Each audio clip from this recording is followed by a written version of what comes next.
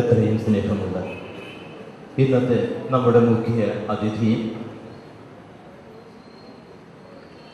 Resource പേഴ്സണും ആയ ആദരണീയനായ doctor George Kovoor അവരുടെ OSIയുടെ പ്രസിഡന്റ് മുൻ MLA മിസ്റ്റർ MK പോൾസൺ സ്വാഗതം ആശംസിച്ച കെമിസ്ട്രി ഡിപ്പാർട്ട്മെൻറ്റിലെ ബാബു ജോസഫ് സാറ്, OSIയുടെ മുൻ president captain doctor George Varghese അവറുകളെ, നമ്മുടെ vice principal Joseph Louis Olakkengal sir, chemistry commerce വിഭാഗത്തിലെ അധ്യാപികമാരെ, OSIയുടെ ഭാരവാഹികളെ, പ്രിയപ്പെട്ട കുട്ടികളെ, ഔപചാരികമായ സ്വാഗത ആശംസ ഇവിടെ കഴിഞ്ഞു. നിങ്ങളെല്ലാം ആഗ്രഹിക്കുന്നത് ജോർജ് കോവൂർ ഡോക്ടറെ ശ്രവിക്കാനാണ്. അതിനിടയിൽ വന്ന് ഒരു അധിക പ്രസംഗം നടത്തി ആരെയും പ്രകോപിപ്പിക്കുക എൻ്റെ ഉദ്ദേശ ലക്ഷ്യം അല്ല. ആമുഖമായി ഒരു പശ്ചാത്തലം ഒരുക്കണം എന്നുള്ള പ്രത്യാശയോടുകൂടെ 2 വാക്ക് പങ്കുവയ്ക്കാനാണ് ഞാനിവിടെ നിൽക്കുക. നമ്മുടെ ലൈബ്രറി കൂടുതലായിട്ട് കുട്ടികൾ ഉപയോഗിച്ചിരുന്ന ഒരു കാലത്ത്, നിങ്ങൾക്ക് സമയമില്ലാത്ത കാരണം അധികം പേർക്കവിടെ എന്നും പോയി വരാൻ സാധിക്കാറില്ല, ഒരു കാലത്ത് കേരള ജനത മുഴുവനും അറിഞ്ഞിരുന്ന പുസ്തകങ്ങളിലൂടെ പരിചയപ്പെട്ടിരുന്നൊരു കോവൂരുണ്ട്. A.T. കോവൂർ എന്ന പേര്. അദ്ദേഹം അറിയപ്പെടുന്ന ഒരു യുക്തിവാദിയായിരുന്നു.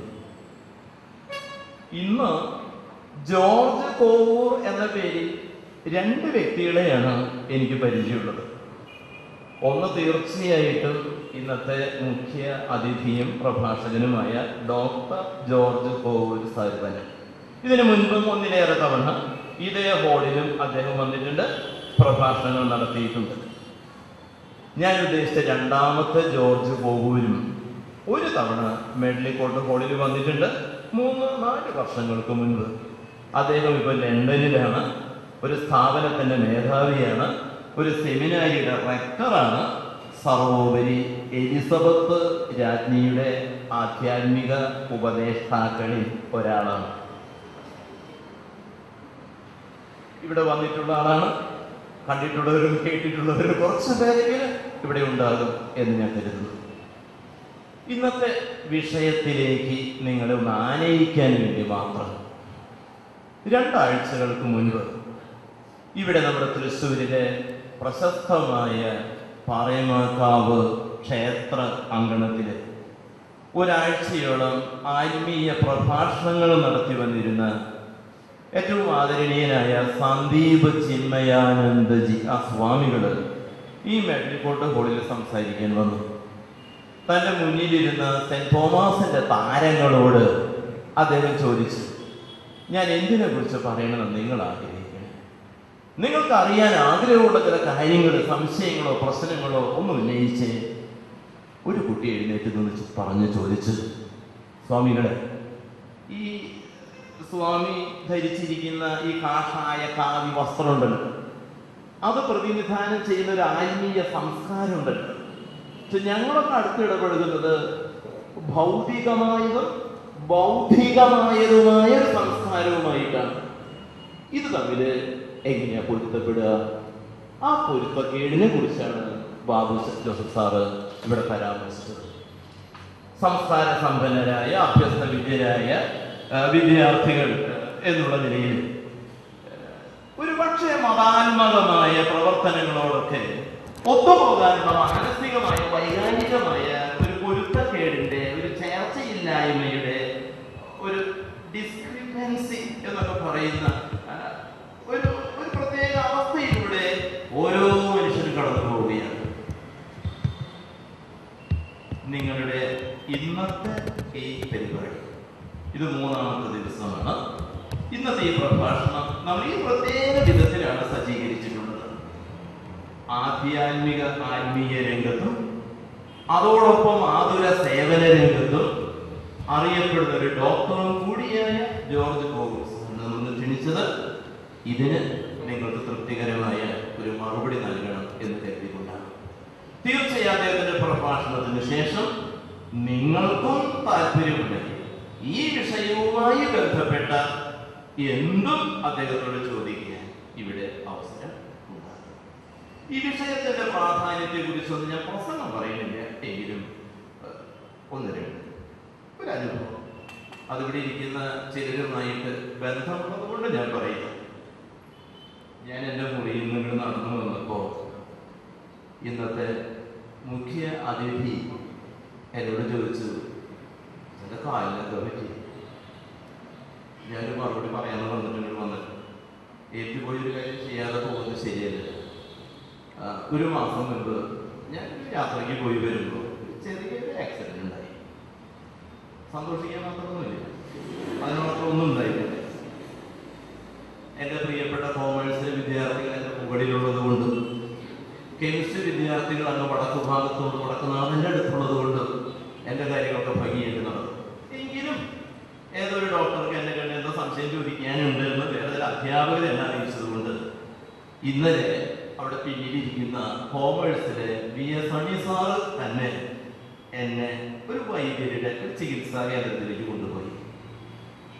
KC വാസു വൈദ്യരുടെ ഒരു ചികിത്സാ കേന്ദ്രം. ഞാൻ അദ്ദേഹത്തിന്റെ മേശയ്ക്കടുത്ത് ഒരു രോഗിക്ക് വേണ്ട എല്ലാ വിനയാന്വിത ഭാവങ്ങളോടും കൂടെ ഇരിക്കുന്ന നേരത്ത് ഞാൻ അദ്ദേഹത്തിന്റെ മേശപ്പുറം ഒന്ന് ശ്രദ്ധിച്ചു. അപ്പോ നല്ല കട്ടിയുള്ളൊരു ചില്ലുണ്ട്, അവിടെ അടുത്ത് കോളേജുകളുണ്ട്. ആ ചില്ലിന്റെ അടിയിൽ 2-3 പടങ്ങളിരിക്കണം. ഏറ്റവും വലത്തെ അറ്റത്തിരിക്കുന്ന ഒരു പടം ഞാൻ നോക്കിയപ്പോ അതൊരു പ്രാർത്ഥനയാണ്. അതിന്റെ തലക്കെട്ട് ഇങ്ങനെയാണ്: അൽഫോൺസാമ്മയോടുള്ള മാധ്യസ്ഥ പ്രാർത്ഥന. അത് ഞാൻ ആലോചിക്കുകയായിരുന്നു, നമ്മുടെ ജീവിതത്തിൽ ഒരുപക്ഷെ പള്ളിയിൽ അമ്പലത്തിന് പോകാത്ത ആരെങ്കിലും ഒക്കെ നമ്മുടെ ഇടയിൽ ഉണ്ടാകാം. അതാണ് ഇന്നത്തെ കാലത്തെ ഏറ്റവും പ്രസ്റ്റീജിയസ് ആയ ഒരു ഫാഷൻ, അല്ല പാഷൻ എന്ന് ധരിച്ച് വശായാൽ ഒരുപക്ഷെ നമ്മുടെ വശങ്ങളിൽ കണ്ടേക്കാം. പക്ഷേ നിങ്ങൾ ജീവിക്കാൻ പോകുന്ന ഈ നാട് നാനാജാതി മതസ്ഥരായ വിശ്വാസികളുള്ള ഒരു സമൂഹമാണ്.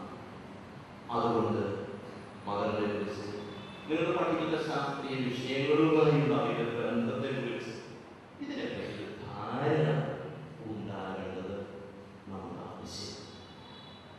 അതുകൊണ്ട് ക്ലാസ് സമയത്താണെങ്കിലും ഇത്തരം പ്രോഗ്രാമുകൾ നമ്മളോട് സംഘടിപ്പിക്കുന്നത്. അതുകൊണ്ട് നിങ്ങളുടെ പാഠ്യ വിഷയവുമായി ബന്ധമില്ലാത്ത ഒരു കാര്യം കേൾക്കാനും കേൾപ്പിക്കാനും പച്ചവെട്ടി കുറവാണെന്നാലും പേടിച്ച് മാറിപ്പോകാൻ പറ്റാണ്ട് വന്നിട്ട് കയറി വന്ന ഒരു കുരിശെടുത്ത് ഒരു പാലമായിട്ട് തൊഴിലെ കഴിച്ച് അങ്ങനെ നമ്മൾ ഒരിക്കലും കാണരുത്. ഏത് മതത്തിൽ വിശ്വസിക്കുന്നവരായിരുന്നാലും സ്നേഹമുള്ളവരെ, മനുഷ്യൻ മനുഷ്യനോട് നന്മ കാണിച്ച് ജീവിക്കണമെന്ന് എല്ലാവരും ഒരു പ്രത്യേക മതം നമ്മൾ വേണ്ടാതിരിക്കുന്നവരെ വിളിച്ചു പറയുന്നത് ആഗ്രഹിക്കുന്നത് മനുഷ്യൻ പരസ്പരം നന്മ ചെയ്ത് ജീവിക്കണം. ഈ നന്മ ചെയ്യാൻ നമ്മെ നിർബന്ധിപ്പിക്കുന്നത് ഒരു രാജ്യത്തിന്റെ ഭരണഘടനയല്ല, പോലീസ് പട്ടാളവും അല്ല. അതിന്റെ അടിസ്ഥാനം ആത്മീയതയാണ്. ഏത് ജാതമതസ്ഥരായിരുന്നാലും മറ്റുള്ളവർക്ക് നന്മ ചെയ്ത് ജീവിക്കാൻ നമ്മൾ നിർബന്ധിക്കുന്നതും പ്രേരിപ്പിക്കുന്നതും അകാരാത്മ നിയമങ്ങളൊന്നുമല്ല. അതുണ്ടാക്കുന്നത് അതിന്റെ അടിസ്ഥാനം എന്ന് പറയുന്നത് ആത്മീയതയാണ്. ഇന്നലെ ഈ വിദ്യാർത്ഥി സുഹൃത്തുക്കളൊക്കെ ഈ കോളേജ് ക്യാമ്പസ് വിട്ട് വീടുകളിലേക്ക് തിരിച്ചു പോയപ്പോൾ ലോക എയ്ഡ്സ് ദിന ആചരണത്തിന്റെ ഭാഗമായി ഒരു പ്രത്യേക പൂജ നമ്മുടെ കോളേജിലാണ് നടത്തിയിട്ടുണ്ടാകുന്നത്. അതിന്റെ മുഖ്യ സംഘാടകൻ ഒരു വർഗീസ് പാലത്തിലായിരുന്നു. ഏതാനും കൊല്ലങ്ങൾക്ക് മുൻപ് ഒരു പെസഹ വ്യാഴാഴ്ച വന്നപ്പോൾ 12 എയ്ഡ്സ് രോഗികളെ തെരഞ്ഞുപിടിച്ച് കൊണ്ടുവന്ന് അവരുടെ കാലുകൾ കഴുകി ചുംബിച്ച പാലത്തിലായി അങ്ങനെ ചെയ്യാൻ ഒരു മനുഷ്യ മനസ്സിന് പ്രചോദനം നൽകുന്നത് വീണ്ടും മറ്റു നിയമങ്ങളൊന്നുമില്ല, ആരെയും പേടിച്ച് ചെയ്യുന്നതല്ല, ആത്മീയമായ ഒരു മനോഭാവത്തിൽ നിന്ന് അത് ചെയ്യാനുള്ള ഉൾപ്രേരണ ഉണ്ടായി. നേരത്തെ പറഞ്ഞു, ഇത് 3-ാം ദിവസമാണ്. 1-ാമത്തെ ദിവസം ഈ പ്രഭാഷണം ഇവിടെ നടത്തിയത് ഒരു ബഹുമാനപ്പെട്ട ഡേവിസ് ചിറമലച്ചനാണ്. തന്റെ പുറത്തുകളിൽ ഒന്ന് ഒരു ഗോപിനാഥന് വേണ്ടി ദാനം ചെയ്യാൻ, ഒരു പക്ഷെ ചരിത്രത്തിൽ തന്നെ ഒരു പ്രത്യേകമായ അർത്ഥത്തിൽ സ്വതന്ത്രമായും സൗജന്യമായും അങ്ങനെ കാര്യം ചെയ്യാൻ ആ അച്ഛനെ ആരും നിർബന്ധിച്ചില്ല. അവരാരും ഭയപ്പെടുത്തിയതല്ല. അച്ഛനെ ചെയ്ത് കഴിഞ്ഞാൽ പണി കഴിക്കുന്നവർ പറഞ്ഞിട്ട് ഭീഷണിപ്പെടുത്തിയിട്ടതുമല്ല. അങ്ങനെ ചെയ്യാൻ ആ വ്യക്തിയെ പ്രേരിപ്പിക്കുന്നത് ഒരു ആത്മീയ ദർശനമാണ്. ഇന്നലെ ഇവിടെ വന്നുവെന്ന് ഞാൻ ഇപ്പോൾ തന്നെ പറഞ്ഞു കഴിഞ്ഞ് മാനസിക അച്ഛനെയും എന്നെയും പഠിപ്പിച്ച ഞങ്ങളുടെ സെമിനാരി റൈറ്റർ ഒരു സക്രിയാസ് വാഴപ്പള്ളി അച്ഛൻ, അദ്ദേഹം മരിച്ചിട്ട് ഇന്നലെ 20-ാം വാർഷികം ആയിരുന്നു. ഒരു സാധാരണ മനുഷ്യൻ മരിച്ചു കഴിഞ്ഞ് ആഘോഷമായി അടക്കം ചെയ്താൽ ആ ശരീരഭാഗങ്ങൾക്ക് എന്താ സംഭവിക്കുക നമുക്ക് പോയി നോക്കേണ്ട കാര്യമൊന്നുമില്ല. നമുക്ക് താല്പര്യറിയാവുന്നതേ ഉള്ളൂ. പറഞ്ഞു വിവരിക്കാൻ എനിക്കോ കേൾക്കാൻ നിങ്ങൾക്ക് താല്പര്യം ഉണ്ടാവില്ല. പക്ഷെ 20 കൊല്ലം കഴിഞ്ഞിട്ടും ആ അച്ഛനെ കണ്ണുകളെ കണ്ടു ഇന്നും ജീവിക്കുന്നത്. ആ കണ്ണുകളുടെ തിളക്കം ഇതുവരെയും അസ്തമിച്ചിട്ടില്ല. ഇനി ആർക്കെങ്കിലും ഈ പ്രഭാഷണ പരമ്പര കഴിയുമ്പോ, ഹാഫ് ഇയർ എക്സാംസ് കഴിയുമ്പോ, ക്രിസ്മസ് ഹോളിഡേസിന് ഒന്ന് പോയി നോക്കണമെന്നുണ്ടെങ്കിൽ 20 കൊല്ലം മുമ്പ് മരിച്ച അടക്കം ചെയ്യപ്പെട്ട സക്രിയാസ് വാഴപ്പള്ളി അച്ഛന്റെ കണ്ണുകൾ കാണണമെന്നുണ്ടെങ്കിൽ ഒന്ന് കോഴിക്കോട് കലായിക്കയുടെ താമരനാട് സ്വദേശി മൂല്യം എയർപോർട്ട്, 2 ഇരിങ്ങാലക്കുട മതിലകത്ത് വഴി വട്ടത്ത് വീട്ടിൽ സുലോചനയുടെ മുഖത്ത് ആ കണ്ണുകൾ ഇന്ന് ജീവിക്കണം. മരിക്കുമ്പോ മരണത്തോടെ തന്റെ കണ്ണുകൾ ദാനം ചെയ്ത് 2 വ്യക്തികളുടെ ജീവിതത്തിൽ വെളിച്ചവും തെളിച്ചവും കൊടുക്കണം, കിട്ടണമെന്ന് അച്ഛനോട് ആരും പേടിപ്പിച്ച് നിർബന്ധിച്ചു വരും. നേരത്തെ പറയുന്നത് ഏത് ജാതി മതസ്ഥരുമാകട്ടെ നന്മയെ ജീവിക്കാനുള്ള വെളിച്ചവും ഒരു കാഴ്ചപ്പാട് അതെങ്കിലും നമുക്ക് സെന്റ് തോമസിന്റേതോ പോലുള്ള ഒരു കലാലയത്തിൽ നിന്ന് പഠിച്ച് പടിയിറങ്ങി പോകുമ്പോൾ ആ ഒരു ഗുണമെങ്കിലും ആ ഒരു മണമെങ്കിലും മനോഭാവമെങ്കിലും നമുക്ക് അതിന് നമ്മെ പ്രേരിപ്പിക്കുക ഒരു ആത്മീയതയുടെ നിറവാണ്. അതോടൊപ്പം അത് നിങ്ങളുടെ ബൗദ്ധികമായ ജീവിതവുമായിട്ട് സമരസപ്പെടുത്തിക്കൊണ്ട് പോകേണ്ടതുണ്ട്. അതിനുള്ള ഒരു ഉൾക്കാഴ്ച ആകട്ടെ ഇന്നത്തെ ഈ പ്രഭാഷണം. ഇവിടെ നമ്മൾ പറഞ്ഞിട്ടുള്ളത്, ഞാൻ ഉപയോഗിക്കുന്നതിന് നമ്മുടെ കൂട്ടുകാർ ആദ്യമായി പറയാനല്ല, ഒരു വിശിഷ്ട അതിഥിയെ ശ്രമിക്കാൻ നമുക്കത് അന്തസ്സോടും അഭിമാനത്തോടും കൂടെ സന്തോഷത്തോടും സംതൃപ്തിയോടും ഈ ഒരു നല്ല കാര്യം സംഘടിപ്പിക്കുന്ന OSAയുടെ ഭാരവാഹികളോടും ഇത് വിജയിപ്പിക്കാൻ വേണ്ടി നല്ല മനസ്സോടെ ഇവിടെ വന്ന് പ്രത്യേകിച്ച് കോമേഴ്സ് ആൻഡ് കെമിസ്ട്രി വിഭാഗത്തിലെ അധ്യാപകരോടും ഇവിടെ സന്നിഹിതരായിട്ടുള്ള പ്രിയപ്പെട്ട വിദ്യാർത്ഥി സുഹൃത്തുക്കളോടും ഈ കാര്യത്തിൽ എനിക്കുള്ള സ്നേഹമായും കടമയും കടപ്പാടും നന്ദിയും കൂടി അറിയിച്ചുകൊണ്ട് ഇത് ഒരു പങ്കെടുത്ത് ഇത് വിജയിപ്പിക്കണമെന്ന് നിങ്ങളുടെ ഭാവി ജീവിതത്തിൽ ആസ്വരമായി സഹായിക്കണം, സഹകരിക്കണം എന്ന് കൂടി അഭ്യർത്ഥിച്ചുകൊണ്ട് എൻ്റെ വാക്കുകളെ ഞാൻ നിങ്ങളെക്കാൾ മുൻപ് പഠിച്ചു പോയ സെന്റ് തോമസ് കോളേജിലെ വിദ്യാർത്ഥികൾ ഈ സ്ഥാപനത്തിലേക്ക് വരാനും ഇതിനുവേണ്ടി പ്രവർത്തിക്കാനുള്ള ഒരു സംഘടനയാണ് ഓൾ ഇന്ത്യ സ്റ്റുഡൻസ് അസോസിയേഷൻ. കഴിഞ്ഞ 2 വർഷമായിട്ട് ഓരോ കൊല്ലവും ഇതുപോലെയുള്ള 5 ദിവസം നീണ്ടു നിൽക്കുന്ന പ്രഭാഷണ പരമ്പര നടത്തുകയാണ്. ഇത് ഈ വർഷത്തെ മൂന്നാമത്തെ ടോക്കാണ്. 2 ലക്ഷ്യമാണ് OSAയ്ക്കുള്ളത്. ഒന്ന്, നമ്മളൊക്കെ ഇവിടെ നിന്ന് പിരിഞ്ഞു പോയാലും നമ്മുടെ മാതൃവിദ്യാലയം എന്ന നിലയിൽ ഈ സ്ഥാപനത്തിൻ്റെ സൽപ്പേര് കളങ്കം കൂടാതെ സൂക്ഷിക്കാനും നമ്മളാകുന്നത് മാതൃവിദ്യാലയത്തിന് വേണ്ടി ചെയ്യുക എന്നുള്ളതാണ്.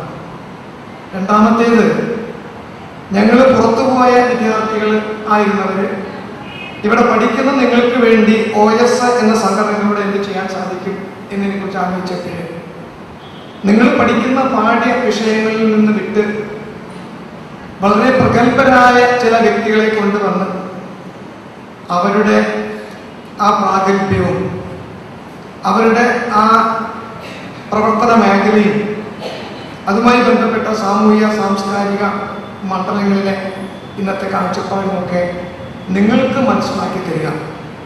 പഠിക്കുന്നതിനോടൊപ്പം പാഠപുസ്തകങ്ങളിൽ നിന്ന് ലഭിക്കാത്ത ഒരുപാട് അറിവുകളും അനുഭവ സമ്പത്തും നിങ്ങൾക്ക് നേടിത്തരിക എന്നുള്ളതാണ് ഈ പ്രഭാഷണ പരമ്പരയുടെ ലക്ഷ്യം. ഞാൻ അധ്യക്ഷ പ്രസംഗം എന്നുള്ളതിലേക്ക് നീട്ടുന്നില്ല. ചുരുക്കുക, ഒരു അപേക്ഷ നിങ്ങളുടെ മുന്നിലുണ്ട്. കേവലം 100 രൂപ കൊടുത്താൽ ആയുഷ്കാല മെമ്പർഷിപ്പ് OS എടുക്കാം. നിങ്ങൾ ഇവിടുന്ന് പിരിഞ്ഞു പോകുമ്പോൾ 100 രൂപ കൊടുത്ത് ആയുഷ്കാല മെമ്പർഷിപ്പ് എടുക്കും എന്ന് ഞങ്ങൾക്കറിയാം. പക്ഷെ ഇപ്പോൾ നിങ്ങളുടെ അടുത്തൊക്കെയുള്ള നിങ്ങളുടെ ബന്ധുമിത്രാദികൾ OS ഇവിടെ സെന്റ് തോമസ് കോളേജിൽ പഠിച്ചിട്ടുള്ളവരൊക്കെ ഉണ്ടെങ്കിൽ അവരുടെയൊക്കെ വിവരങ്ങൾ പറഞ്ഞ് സെന്റ് തോമസ് കോളേജിന്റെ OS മെമ്പർഷിപ്പ് എടുക്കാൻ ജീവിതകാലം മുഴുവൻ അത് ഒരു 100 രൂപ കൊടുത്താൽ ഇവിടെ മെമ്പറായിരിക്കും. അങ്ങനെ ആരെങ്കിലുമൊക്കെ ഉണ്ടെങ്കിൽ അവർ ചേർക്കാൻ നിങ്ങൾ പരിശ്രമിക്കണം.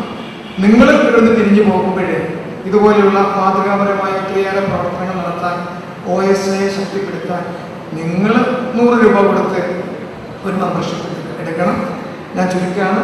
നിങ്ങൾക്ക് എല്ലാവർക്കും നിങ്ങളുടെ ജീവിതത്തിൽ ഒരുപാട് ലെവലിലേക്ക് എത്താൻ ദൈവം നിങ്ങളെ അനുഗ്രഹിക്കട്ടെ എന്ന് പ്രാർത്ഥിച്ചുകൊണ്ട് നന്ദി, നമസ്കാരം, ജയ് ഹിന്ദ്.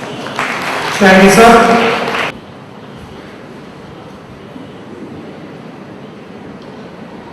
ബഹുമാനപ്പെട്ട പ്രിൻസിപ്പൽ അച്ഛൻ ഫാദർ ദേവസ്യ പന്തുലുക്കാരൻ അച്ഛൻ, ഇന്ന് വെൽക്കം സ്പീച്ച് തന്ന ഡോക്ടർ ബാബു ജോസഫ്, ഇപ്പോൾ നമ്മളോട് സംസാരിച്ച ex-MLA പോൾസൺ മാസ്റ്റർ, എന്നെ കുറച്ചു കാലം ഇഗ്നൂരിൽ പഠിപ്പിച്ച സണ്ണി സാറ്, ഇവിടെയുള്ള ബാക്കി ഡിപ്പാർട്ട്മെന്റിൽ എനിക്ക് അറിയുകയും പരിചയമുള്ള സാറുമാരും ഇതിനു മുമ്പ് കണ്ടിട്ടുള്ള വ്യക്തികളും ഇന്ന് ആകാംക്ഷയോടെ ഈ സെഷൻ അറ്റൻഡ് ചെയ്യാൻ വന്നിരിക്കുന്ന എൻ്റെ പ്രിയപ്പെട്ട വിദ്യാർത്ഥികൾക്കും എൻ്റെ സ്നേഹവന്ദനം. ഇന്ന് നിങ്ങളുടെ കൂടെ ആയിരിക്കുന്ന ഈ നിമിഷം എൻ്റെ ജീവിതത്തിൽ ധന്യമാണെന്ന് ഞാൻ പൂർണ്ണമായി വിശ്വസിക്കുന്നു. ഞാനൊരു ന്യൂറോ സർജനാണ്. എൻ്റെ ജോലി സ്പൈൻ ഓപ്പറേഷൻ, തല തുറക്കുക, ബ്രെയിൻ ട്യൂമർ എടുക്കുക, ഇതൊക്കെയാണ്. ഇവരൊക്കെ അധ്യാപകരാണ്. പക്ഷെ എന്നെ ഇത്രയും വളർത്തിയത് അധ്യാപകന്മാരാണ്. ഞാൻ പഠിച്ചിരിക്കുന്നതെല്ലാം എൻ്റെ അധ്യാപകന്മാരിൽ നിന്നാണ്. അതുകൊണ്ട് അന്നും ഇന്നും ഞാൻ ദൈവത്തെ പോലെ മാനിക്കുന്നത് എൻ്റെ അധ്യാപകന്മാരെയാണ്.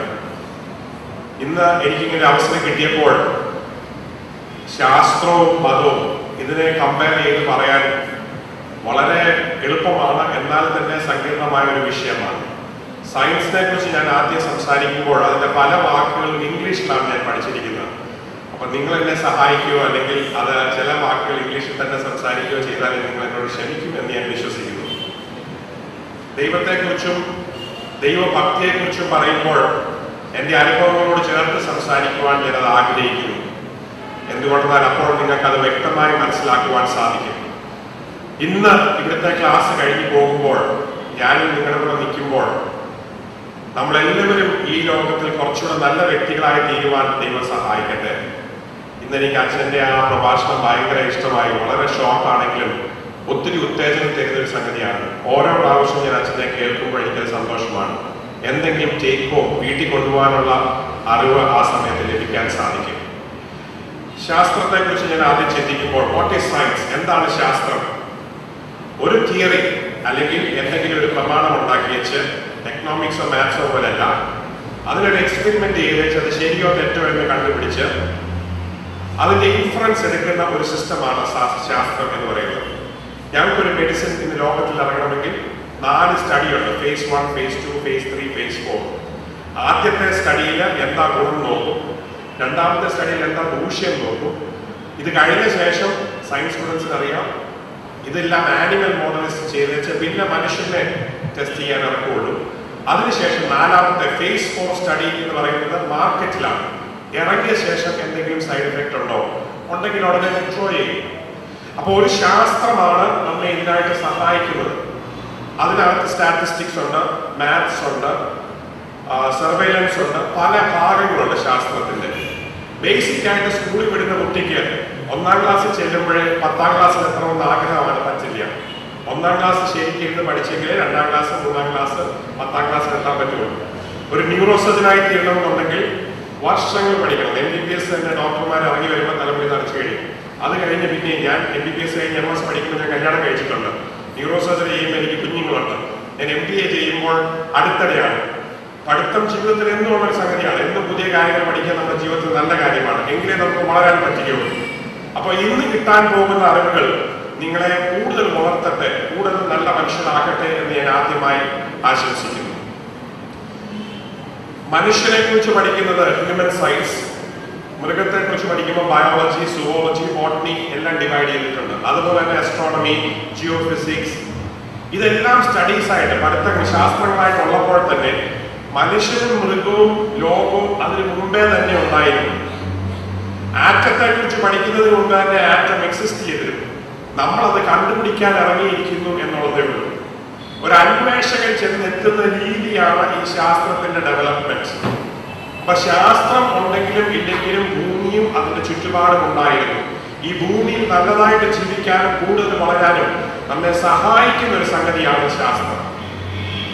ശാസ്ത്രത്തിന് മുമ്പ് ഭൂമി ഉണ്ടെങ്കിൽ ഭൂമിക്ക് മുമ്പ് ഭൂമിയുടെ സൃഷ്ടിതാവുണ്ടെന്നുള്ളതിന് യാതൊരു സംശയവുമില്ല. അപ്പൊ ഇത് തമ്മിലുള്ള ബന്ധങ്ങളാണ് ഇന്ന് നിങ്ങൾ മനസ്സിലാക്കാൻ പോകുന്നത്. മനുഷ്യനെ സൃഷ്ടിക്കുന്ന ദൈവം മനുഷ്യനെ സൃഷ്ടിച്ചു എന്ന് പറയുമ്പോൾ എന്തിനു വേണ്ടി സൃഷ്ടിച്ചു എന്ന് എപ്പോഴും ഒരു ഉദ്ദേശമുണ്ട്. ആ ഉദ്ദേശവും നിങ്ങൾ ഇതിന്റെ ക്ലാസിന്റെ അവസാനം മനസ്സിലാക്കണം. ഇപ്പൊ ഈ വാച്ച് സൃഷ്ടിച്ചിരിക്കുന്ന സമയം കാണിക്കാനാണ്. സമയം കാണിക്കുന്നില്ലെങ്കിൽ ഈ വാച്ച് കൊണ്ട് യാതൊരു ഗുണവുമില്ല. ഞാൻ സ്റ്റൈലിൽ ഇത് കെട്ടിക്കൊണ്ട് നടക്കില്ല. ആരെങ്കിലും ഇടയ്ക്ക് സമയം എന്താണെന്ന് ചോദിച്ചു കഴിഞ്ഞാൽ എനിക്കൊന്നും പറയാൻ പറ്റില്ല. അപ്പൊ ഞാൻ അവരുടെ മുമ്പിൽ പൊട്ടം കളിക്കേണ്ടി വരും. അപ്പൊ അതുകൊണ്ട് ദൈവം നമ്മെ സൃഷ്ടിച്ചിരിക്കുന്നതിന്റെ ഉദ്ദേശം അറിയണമെങ്കിൽ നമ്മളെ കുറിച്ചുള്ള പദ്ധതികൾ മനസ്സിലാക്കണമെങ്കിൽ ശാസ്ത്രം എന്താണ്, ദൈവം എന്താണ്, ദൈവം ഉണ്ടോ ഇല്ലയോ, ഇതൊക്കെ ചിന്തിച്ചേ പറ്റുകയുള്ളൂ. ഈ ക്ലാസ് കഴിയുമ്പോൾ നിങ്ങൾക്ക് ചോദ്യം ചോദിക്കാനും അതിനെക്കുറിച്ച് ചിന്തിക്കാനും വീണ്ടും അവസരം ഉണ്ടാകും. ശാസ്ത്രം എന്ന് പറഞ്ഞാൽ ഒരു ലെവൽ വരെ ബോറോഡ് നോളജ് ആണ്. H2O എല്ലാവർക്കും അറിയാം എന്താണ്, വെള്ളമാണ്, വാട്ടർ. അത് നമ്മൾ ചെക്ക് ചെയ്തതല്ല, ആരോ കണ്ടുപിടിച്ചതാണ്. H2O വെള്ളമാണ്. ഇലക്ട്രിസിറ്റി കോപ്പറിൽ കൂടെ പോകുന്നു. ഞാൻ കോപ്പറിൽ കൂടെ വിട്ടിട്ടല്ല അത് കണ്ടുപിടിച്ചിരിക്കുന്നത്, അത് നേരത്തെ കണ്ടുപിടിച്ചിരിക്കുന്നതാണ്. സോ എന്റെ ശാസ്ത്രം, ഞാൻ പഠിക്കുന്ന ആ സയൻസ് വേറെ പണ്ട് നടന്നിരുന്ന എക്സ്പെരിമെന്റിന്റെ ബേസിസിന്റെ പുറത്താണ് മുമ്പോട്ട് പോകുന്നത്. ചിലപ്പോൾ തെറ്റിപ്പോകുന്നത് പഴയ ശാസ്ത്രം തെറ്റുമ്പോഴാണ്. അപ്പൊ ഇറ്റ്സ് എ ബോറോഡ് നോളജ്. രണ്ടാമത്, ശാസ്ത്രത്തിനകത്ത് പുരോഗതി വരുമ്പോൾ ഇന്നലത്തെ ശാസ്ത്രം ഇന്ന് തെറ്റാണ്. നിങ്ങൾ പറയാതെ എങ്ങനെയാണ്? അതുകൊണ്ടാണ് ഡോക്ടർമാർക്ക് കണ്ടിന്യൂ മെഡിക്കൽ എഡ്യൂക്കേഷൻ എന്ന് പറയുന്നുണ്ട്. ഞാൻ 10 വർഷം മുമ്പ് ഉപയോഗിച്ച മരുന്ന് ഇന്ന് എനിക്ക് ഉപയോഗിക്കാൻ പറ്റില്ല. അതിന്റെ സൈഡ് ഇഫക്ട്സ് കൂടുതലായതുകൊണ്ട് പുതിയ മരുന്ന് കണ്ടുപിടിച്ച് കഴിഞ്ഞു. ഭൂമി പരന്നതാണെന്നാണ് അന്ന് ശാസ്ത്രജ്ഞന്മാർ, അന്നത്തെ ആൾക്കാർ പറഞ്ഞത്. ഉരുണ്ടതാണെന്ന് പറഞ്ഞവനെ ആർക്കും ഇഷ്ടപ്പെട്ടില്ല. അപ്പൊ ശാസ്ത്രം ഇന്ന് പ്രോഗ്രസ് ചെയ്ത് പഴയ സംഗതികളെ മാറ്റിക്കൊണ്ടേയിരിക്കുകയാണ്. അപ്പൊ ഒരു സയൻസ് സ്റ്റുഡന്റ് എപ്പോഴും അവന്റെ പഠിത്തത്തെ വളർത്തി, അവന്റെ മനസ്സിനെ വളർത്തി പുതിയ കാര്യങ്ങളെ പഠിക്കാൻ ഏൽപ്പിച്ചു കൊടുക്കണം. പണ്ട് 12 വയസ്സ് വരെ തലച്ചോറ് വളരുകയുള്ളൂ എന്ന് പഠിപ്പിച്ചിരുന്നു. അതുകൊണ്ട് കൊച്ചുങ്ങൾ വളരുമ്പോൾ നമ്മൾ കൂടുതൽ പഠിപ്പിക്കണം. പക്ഷെ ഇപ്പം നമുക്കറിയാം തലച്ചോറ് ജീവിത അവസാനം വരെയും വളരുന്നത്. എനിക്കറിയാം, ഇവിടെ പ്രൊഫസർ പി.സി. തോമസ് സാറിന്റെ കൂടെ ഞാൻ ക്ലാസ് എഴുതുമ്പോൾ പുള്ളി പറഞ്ഞു ഇപ്പോഴും എന്റെ ബുദ്ധി ഭയങ്കരമായിരിക്കും, എനിക്ക് പുതിയ കാര്യങ്ങൾ പഠിക്കാൻ പറ്റുന്നു. അപ്പൊ അതൊരു തെറ്റിദ്ധാരണയാണ്. 60-ാമത്തെ വയസ്സിലും 50-ാമത്തെ വയസ്സിലും തലച്ചോറ് വളരുന്നുണ്ട്. ഒരിക്കൽ വിചാരിച്ചത് തലച്ചോറ് റീജനറേറ്റ് ചെയ്യാൻ പറ്റുന്നില്ല. പക്ഷെ ഇപ്പം അറിയാം തലച്ചോറ് റീജനറേറ്റ് ചെയ്യുന്നുണ്ട്. അപ്പൻഡിക്സ് എന്ന് പറഞ്ഞ ഓർഗൻ ഉപയോഗമില്ല എന്നാണ് പറയുന്നത്, പക്ഷെ അതിന് ഉപയോഗം ഉണ്ടെന്നുള്ളത് കണ്ടുപിടിക്കും. ടോൺസിൽസ് എന്ന് പറഞ്ഞ് വായനടയിലുള്ള മുഴയ്ക്ക് കുഴപ്പമില്ല, അതുകൊണ്ട് മുറിച്ചു കളയാമെന്ന് ചിന്തിച്ച് ടോൺസിലെക്ടമി പണ്ട് ചെയ്തുകൊണ്ടിരുന്നു. പക്ഷെ ഇപ്പം നമുക്കറിയാം ഇമ്മ്യൂണിറ്റിക്ക്, നമ്മുടെ ശരീരത്തോട് അകത്തോട്ട് കയറുന്ന ഇൻഫെക്ഷനെ തടയുന്ന ഫസ്റ്റ് ലൈൻ ഡിഫൻസ് ആണ് തൊലി കഴിഞ്ഞാൽ. അപ്പം ഒരിക്കൽ മുറിച്ചു കളഞ്ഞ കാര്യം ഇത് മുറിക്കണ്ട എന്നാണ് ചിന്തിക്കുന്നത്. പണ്ടൊരു കാലത്ത് അസുഖം വന്നാൽ മനുഷ്യനെ കിടത്തിയേച്ച് അവന്റെ രക്തം മുഴുവൻ വലിച്ചു കളയും. ബിക്കോസ് രക്തത്തിലാണ് അഴുക്ക്. അപ്പൊ രക്തം കളഞ്ഞാൽ രക്ഷപ്പെടുമെന്ന് പറഞ്ഞ് അങ്ങനെ ഡോക്ടർമാരെ ട്രീറ്റ് ചെയ്തിരുന്നു. ബ്ലഡ് ലെറ്റിംഗ് എന്നാണ് ആ ട്രീറ്റ്മെന്റ് പറഞ്ഞിരുന്നത്. പക്ഷെ അങ്ങനെ വലിയ വലിയ രാജാക്കന്മാർ വരെ മരിച്ചു പോയിട്ടുണ്ട്. ഇന്ന് ബ്ലഡ് ട്രാൻസ്ഫ്യൂഷനാണ്. ആക്സിഡന്റ് ഉണ്ടായാൽ ബ്ലഡ് കൊടുക്കുകയാണ് ചെയ്യുന്നത്. അപ്പൊ ശാസ്ത്രം മാറിക്കൊണ്ടിരിക്കുകയാണ്. പക്ഷെ പുസ്തകത്തിൽ പണ്ടേ എഴുതിയിട്ടുണ്ട്, life is from the blood. മാറുമ്പോൾ മാറാത്ത ചില വാക്കുകൾ, മാറുമ്പോൾ മാറാത്ത ചില നിയമങ്ങൾ ഈ പ്രപഞ്ചത്തിന്റെ പിന്നിലുണ്ട് എന്നൊരിക്കലും മറക്കരുത്. അത് കാണാൻ നമ്മുടെ കണ്ണിനെ ഇന്ന് പകൽ തുറക്കണം. മാറുന്ന സാംസ്കാരിക ചിന്തകളിൽ, മാറുന്ന ശാസ്ത്രത്തിന്റെ പരിപാടിയിൽ മാറാതെ നിൽക്കുന്ന ചില കാര്യങ്ങൾ. എഡ്യൂക്കേഷൻ പോലും മാറും. എഡ്യൂക്കേഷൻ രീതി മാറും. അമേരിക്കയിൽ സയൻസ്, മെഡിക്കൽ സയൻസ് പഠിപ്പിക്കുന്ന ഇന്ത്യയിൽ പഠിപ്പിക്കുന്ന പോലെയല്ല. എനിക്ക് വലിയ ഭാഗ്യമുണ്ട് അത് അറ്റൻഡ് ചെയ്യാൻ. അവിടെ പഠിപ്പിക്കുന്നത് ഭയങ്കര സിമ്പിൾ ആയിട്ടാണ്. ഫാർമക്കോളജി ഒക്കെ അറ്റൻഡ് ചെയ്യാൻ ഭയങ്കര ഇൻട്രസ്റ്റിംഗ് ആണ്. ഇവിടെ ഞാൻ ഫാർമക്കോളജി പഠിക്കുന്ന സമയത്ത് ഞാൻ കിടന്ന് ഉറങ്ങുമായിരുന്നു. ബിക്കോസ് എല്ലാം ഇങ്ങനെ കാണാതെ പഠിക്കുന്ന ഒരു സിസ്റ്റമാണ്. നമുക്കെല്ലാം വായിച്ച് കാണാതെ പഠിക്കാം. അവിടെ വായിച്ച് കാണാതെ പഠിക്കില്ല. വൈ, വാട്ട്, വെയർ, വെൻ ചോദ്യം ചെയ്ത് പഠിക്കുക. ഇന്ന് തൊട്ടൊരു ശാസ്ത്രജ്ഞനായി തീരാൻ ആഗ്രഹിക്കുന്ന ഏതെങ്കിലും ഒരു വ്യക്തി ഉണ്ടെങ്കിൽ ഈ 3 സഹോദരങ്ങളെ നിങ്ങളുടെ കൂടെ കൊണ്ട് നടക്കും. Why, what, when, where. ഇത് ചോദ്യം ചെയ്ത് അതിനകത്ത് ഏറ്റവും ഇമ്പോർട്ടന്റ് ചോദ്യം വൈ, എന്തുകൊണ്ട് സംഭവിക്കുന്നു, എന്താണ് അതിന്റെ കാരണം. ഇത് ചോദിച്ചു കഴിഞ്ഞാൽ നിങ്ങളുടെ ജീവിതത്തിൽ വളരുവാൻ സാധിക്കും. കാണാതെ പഠിക്കാനല്ല നമ്മളെ ഏൽപ്പിച്ചു കൊടുക്കുന്നത്. ശാസ്ത്രത്തിൽ ഒരിക്കൽ പറഞ്ഞു, ആറ്റം സ്പ്ലിറ്റ് ചെയ്യാൻ പറ്റില്ല. ഒരിക്കലും ആറ്റം മുറിക്കാൻ പറ്റില്ല. പെട്ടെന്ന് ഒരുത്തം കണ്ടുപിടിച്ചു, ആറ്റം മുറിക്കാം, പൊളിക്കാം. അങ്ങനെയാണ് ആറ്റം ബോംബ് ഉണ്ടായത്. അങ്ങനെ ന്യൂക്ലിയർ സയൻസ് ഒരിക്കലും ഇല്ലാഞ്ഞ ഒരു ശാസ്ത്രം ഉടലെടുക്കാൻ ഇടയായിത്തീർന്നു. ഒരിക്കലും ഇല്ലാഞ്ഞ ഒരു ശാസ്ത്രം ന്യൂക്ലിയർ സയൻസ് ഉണ്ടാകാൻ ഇടയായിത്തീർന്നു. ന്യൂക്ലിയർ സയൻസിനുള്ള ഗുണം, ശാസ്ത്രത്തിലുള്ള ഗുണവുമുണ്ട്, ദോഷവുമുണ്ട്. ഒരു സൈഡിൽ നന്മ ചെയ്യുമ്പോൾ വേറൊരു സൈഡിൽ അത് തിന്മ ചെയ്യും. ന്യൂക്ലിയർ എനർജി നന്മയ്ക്ക് വേണ്ടി ഉപയോഗിക്കാറുമ്പോൾ അത് തിന്മയ്ക്ക് വേണ്ടി ആറ്റം ബോംബാക്കി മാറ്റാൻ പറ്റും. എല്ലാ ശാസ്ത്രത്തിനും അങ്ങനെ ഗുണവും ദൂഷ്യമുണ്ട്, 2 സൈഡുണ്ട്. ഇത് മനസ്സിലാക്കണം. പണ്ട് മനുഷ്യൻ ശാസ്ത്രത്തിനകത്ത് കാണുന്ന നമ്മുടെ 5 സെൻസസ്, തൊടുക, കാണുക, മണപ്പിക്കുക, ഇങ്ങനെയൊക്കെയായിരുന്നു ശാസ്ത്രം.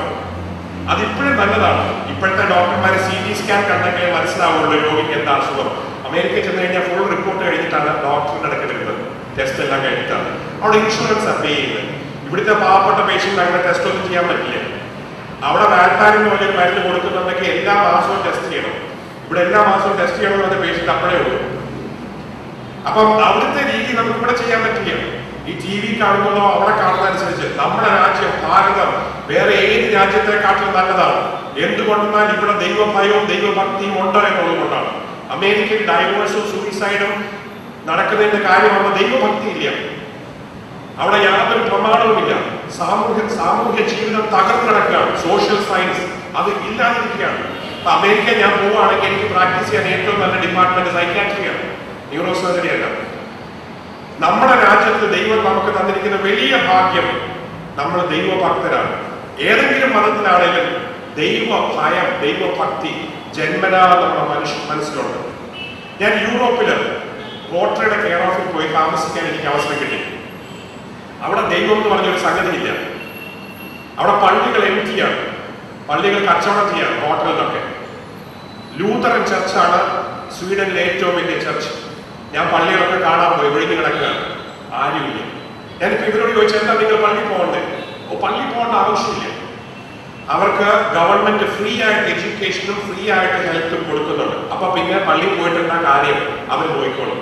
കൊച്ചുങ്ങളെ നോക്കേണ്ട കാര്യമില്ല. ബിക്കോസ് കുഞ്ഞുങ്ങളുടെ പഠിത്തം മുഴുവൻ ഗവൺമെന്റ് ആയിട്ട് നമ്മൾ അധ്വാനിക്കുന്ന മുഴുവൻ മക്കൾക്ക് വേണ്ടി നിങ്ങൾ വെച്ചുകൊണ്ടിരിക്കുക.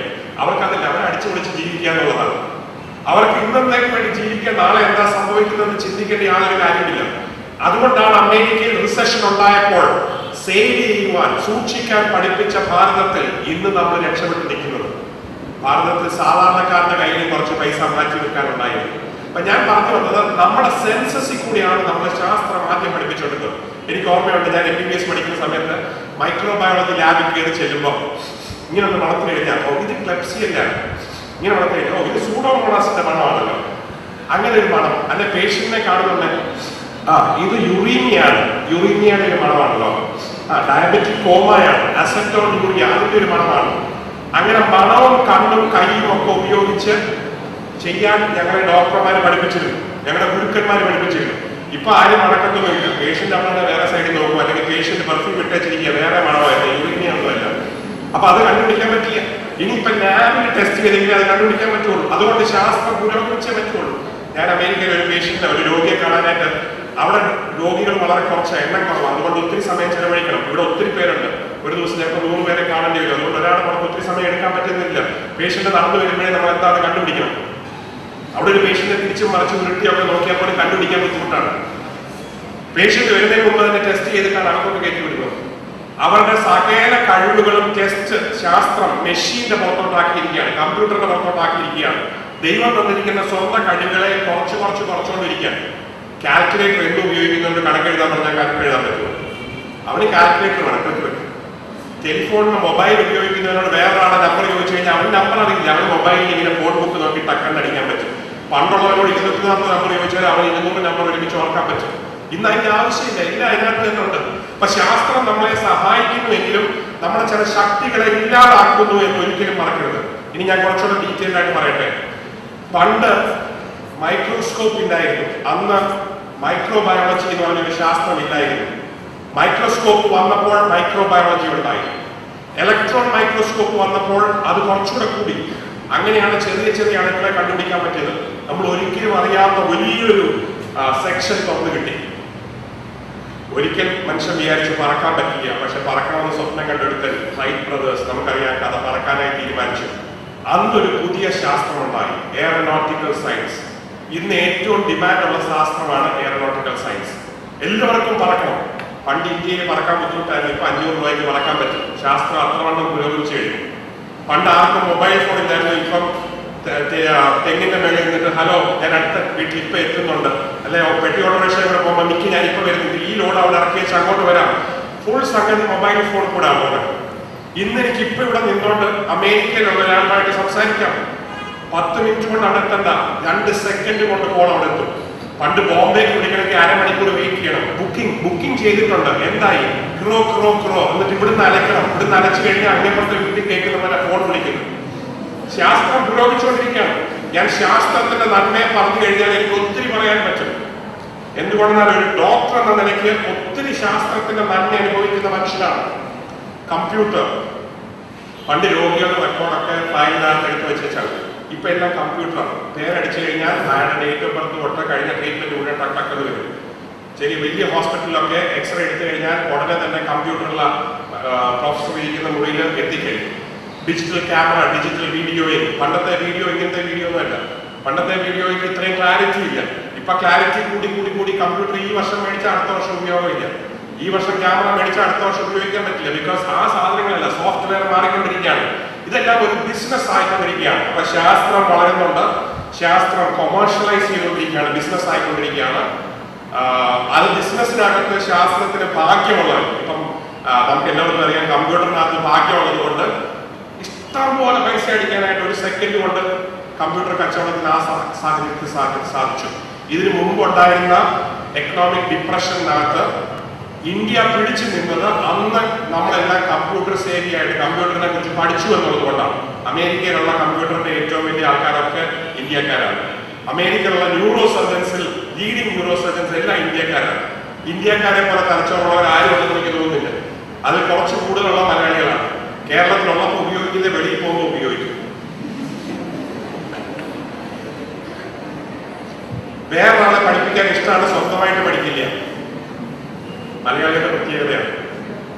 വേറൊരാളെ പഠിപ്പിക്കാൻ ഭയങ്കര ഇഷ്ടമാണ്, സ്വന്തമായിട്ട് പഠിക്കാൻ യാതൊരു ഇൻട്രസ്റ്റ് ഇല്ല. ഇവിടെ ഉള്ള ഗുണങ്ങളൊന്നും ഉപയോഗിക്കില്ല, വെളിയിൽ ഉപയോഗിക്കും. വീട്ടിനകത്ത് അപ്പനോട് അമ്മയുടെ സ്ഥിരം ഗുസ്തിയാണ്, വെളിയിലിറങ്ങിയാൽ നല്ല പയ്യനാണ്. 24 മണിക്കൂർ താമസിക്കുന്ന വീട്ടിനകത്താണ്, പക്ഷെ ഗുസ്തി ഇടുന്ന അവരോടാണ്. നാളെ എൻ്റെ ഒരു ഭാര്യ ഭർത്താവ് വന്നു, 68 വയസ്സുണ്ട്, 30 വർഷത്തിൽ അധികമായി കല്യാണം കഴിച്ചു, ഇതുവരെ സന്തോഷത്തോടെ ജീവിച്ചിരിക്കുക. അപ്പൊ ഞാൻ പറഞ്ഞു, എന്താ കാര്യം? ഞാൻ കല്യാണം കഴിച്ചിട്ട് ഇന്നുവരെ എന്റെ ഭാര്യയായിട്ട് വഴക്കടിച്ചിട്ടില്ല. ഞങ്ങൾ എടുത്തൊരു തീരുമാനമാണ്, പുള്ളി പറയുന്നത് എല്ലാം ശരി, ഞാൻ പറയുന്നത് എല്ലാം ശരി, അങ്ങോട്ടും ഇങ്ങോട്ടും ഓപ്പോസിറ്റ് ചെയ്യാൻ. പണ്ടൊരിക്കൽ ഒരു കല്യാണം കഴിഞ്ഞിട്ട് 25ാമത്തെ ആനിവേഴ്സറിയിൽ ഒരിക്കലും അടികിട്ടാത്ത കപ്പിൾ എന്ന് പറഞ്ഞിട്ട് അവർ ആനിവേഴ്സറി ഡിക്ലെയർ ചെയ്തപ്പം എന്താ സീക്രട്ട് എന്ന് ചോദിച്ചു. എന്നാൽ ഫസ്റ്റ് ഡേയിൽ ഒരു ഡിസിഷൻ എടുത്തു. All major decisions will be taken by husbands, minor decisions wife. Agree. 25 വർഷമായിട്ട് വഴക്കുണ്ടായില്ല. എന്താ കാരണം? 25 വർഷമായിട്ട് മേജർ ഡിസിഷൻ ഉണ്ടായില്ല, എല്ലാം മൈനർ ഡിസിഷൻ.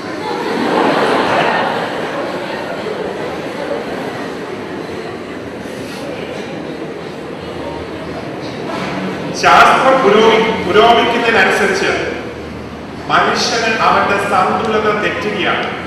പേഷ്യൻസ് ഇല്ല. പണ്ടൊരു കാപ്പി ഉണ്ടാക്കണമെങ്കിൽ കാപ്പി ഉണ്ടാക്കി വരുന്ന ഫിൽറ്റർ കോഫിയാണ്. അതിങ്ങനെ വെള്ളം ഒഴിച്ചു വെതുക്കുന്നത്. ഇപ്പൊ ഇൻസ്റ്റന്റ് കോഫിയാണ്. പണ്ടൊരു ചോറ് ഉണ്ടാക്കണമെങ്കിൽ അത് വെച്ച് വാർത്ത് വെള്ളം. ഇപ്പൊ ഇൻസ്റ്റന്റ് നൂഡിൽസ് ആണ്. പണ്ട് കല്യാണം കഴിക്കണമെങ്കിൽ അപ്പനൊക്കെ ആലോചിച്ച് അമ്മയൊക്കെ ആലോചിച്ച് വെള്ളം. ഇപ്പൊ ഇൻസ്റ്റന്റ് കല്യാണമാണ്. അത് ചിലപ്പം ഭൂമി വെച്ചാകാം, സ്വർഗത്തിൽ വെച്ചാകാം, എവിടെയെങ്കിലും വെച്ചാകാം. 6 മണിക്കൂർ കൊണ്ട് ഡൈവോഴ്സ് ഉണ്ട്, ഇൻസ്റ്റന്റ് ഡൈവോഴ്സ്. ശാസ്ത്രം പുരോഗമിക്കുമ്പോൾ മനുഷ്യന്റെ വികാരങ്ങളെയും മനുഷ്യന്റേതായ വ്യക്തിത്വത്തെയും മാറ്റി വെച്ചിട്ട് മൃഗത്തെക്കാട്ടും കഷ്ടമായ രീതിയിൽ നീങ്ങിക്കൊണ്ടിരിക്കുകയാണ്. ഒരു പട്ടിക്കും പശുവിനും അതിൻ്റെതായ മക്കളെന്താ, അതിന്റെ അപ്പനാരാ, അത് സാധാരണ ജീവിക്കുന്ന സ്ഥലം ഏതാ, ഇതൊക്കെ അറിയാം. പുസ്തകത്തിൽ നിന്ന് പറയുന്നത് കാള തന്റെ ഉടവിനെയും കഴുത തന്റെ യജമാനെയും അറിയുന്നു, എന്റെ ജനമോ എന്നെ അറിയുന്നില്ല. ദൈവത്തെ അറിയാത്തൊരു ജനം, ദൈവത്തെ മനസ്സിലാക്കാത്ത ജനം. ഇന്ന് ലോകത്ത് ദൈവത്തെ കുറിച്ച് ചിന്തിക്കാൻ സമയമില്ല. യൂറോപ്പിൽ സമയമില്ല. യൂറോപ്പിൽ വേറെ രസം ഞാൻ കണ്ടത്, അവിടെ ഉള്ള മനുഷ്യരോടൊക്കെ സംസാരിക്കില്ല. Hello Bhagavathi fine. ഏറ്റവും കൂടുതൽ വെള്ളം ഉണ്ടാക്കുന്നതാണല്ലോ ഇന്ത്യക്കാരാണ്. സ്വീഡനിലും സ്വിറ്റ്സർലൻഡിലും ഇപ്പം ഏറ്റവും കൂടുതൽ ടൂറിസ്റ്റ് ഇന്ത്യയിൽ നിന്നാണ്. അവർക്കാർക്കും പൈസ ഇല്ലാത്തതല്ല. അതുകൊണ്ട് ഹിന്ദി അവിടെ പഠിപ്പിക്കാൻ തുടങ്ങി ക്ലാസ്സുകളിൽ. സ്വിറ്റ്സർലൻഡിൽ ഇപ്പൊ ഹിന്ദി കമ്പൽസറി ആണ്. അവിടെ മുഴുവൻ ഷാരൂഖ് ഖാൻ്റെ ഒക്കെ ഫോട്ടോ ആണ്. ഈയിടെ ഞാൻ താഷ്കന്റിൽ ചെന്നപ്പോൾ എല്ലാം കൂടെ എന്റെ ചുറ്റും വന്നിട്ട് ഷാരൂഖ് ഖാൻ തോന്നി. ഞാൻ ഫോട്ടോ എടുത്ത് കുഴപ്പമൊന്നുമില്ല. ഇന്ത്യക്കാരെ ഭയങ്കര ഇഷ്ടമാണ്. ബിക്കോസ് ഇന്ത്യക്കാരുടെ കയ്യിൽ കാശുണ്ട്, ഇപ്പോൾ യാത്ര ചെയ്യാനുണ്ട്. പിന്നെ അവിടുത്തെ പട്ടി കുരക്കില്ല. പാർക്കിലൊക്കെ നടന്നു കഴിഞ്ഞാൽ 10-20 പട്ടികൾ ഒരുമിച്ച് കൊണ്ടുവന്നതാണ്. ഒരാൾ തന്നെ 5 പട്ടിയെ പിടിക്കുന്നത് കണ്ടിട്ടുണ്ട്. ഈ പട്ടികൾ തമ്മിൽ കുരക്കില്ല. ഇവിടെ നമ്മൾ 2 പട്ടി ഒരുമിച്ച് കൊണ്ടുപോയാൽ അറിയാമല്ലോ ഗതികൾ എങ്ങനെയാണ്. നമ്മുടെ പട്ടി തന്നെ പട്ടിയെ കുരയ്ക്കാൻ അധികം ഉണ്ടാക്കിയത്, അല്ലാതെ ഇംഗ്ലീഷ് സംസാരിച്ച് നടക്കാനില്ല. കുരയ്ക്കാൻ ഉണ്ടാക്കിയത് പട്ടി കുരക്കില്ല. എലിയെ പിടിക്കാനുള്ള പൂച്ച എലിയെ പിടിക്കില്ല. സ്റ്റൈലിൽ ചോറ് കൊണ്ട് കൊടുത്തെങ്കിൽ അത് കഴിക്കുള്ളൂ. അത് ഇവിടെയൊക്കെ ഇട്ട് ഇങ്ങനെ കാത്തിരിക്കും. ദൈവം നമ്മെ എന്തിനായി സൃഷ്ടിച്ചോ അതിന്റെ പദ്ധതികളെ തെറ്റിച്ച് ഇന്ന് മനുഷ്യൻ ശാസ്ത്രം പുരോഗമിച്ച് ഇല്ലാതെ പോയിക്കൊണ്ടിരിക്കുകയാണ്. God is never against science. ദൈവം ശാസ്ത്രത്തിന് എതിരല്ല. ദൈവം ശാസ്ത്രത്തിന് അതീതനാണ്. Above science. God is above science. He is Alpha and Omega, the beginning and end. അവൻ ആദ്യവും അന്ത്യവുമാണ്, സകലത്തിന്റെ ഉത്ഭവമാണ്. അപ്പം ഒരു എവല്യൂഷനിസ്റ്റ് കുരങ്ങ് മൂത്ത് മനുഷ്യനായി എന്ന് ചിന്തിക്കുന്ന ഒരു ശാസ്ത്രജ്ഞൻ ഇവിടെ ഇരിപ്പുണ്ടെങ്കിൽ എനിക്ക് നിങ്ങളോട് വിരോധമില്ല. പക്ഷെ എന്റെ അപ്പച്ചൻ കുരങ്ങനായിരുന്നു. ഇനി അഥവാ കുരങ്ങ് മൂത്ത് മനുഷ്യനാകുമെന്ന് ചിന്തിച്ച് പ്രൂവ് ചെയ്യാൻ ആരെങ്കിലും ഉണ്ടെങ്കിൽ ഇന്ന് കാട്ടിൽ 10,000-കണക്കിന് കുരങ്ങുണ്ട്. ഈയിടെയും ഒരു കുരങ്ങ് മൂത്ത് മനുഷ്യനാണെന്ന് ഞാൻ കണ്ടിട്ടില്ല. ശാസ്ത്രത്തിന് ഗുണവും ദൂഷ്യവും ഉണ്ട്.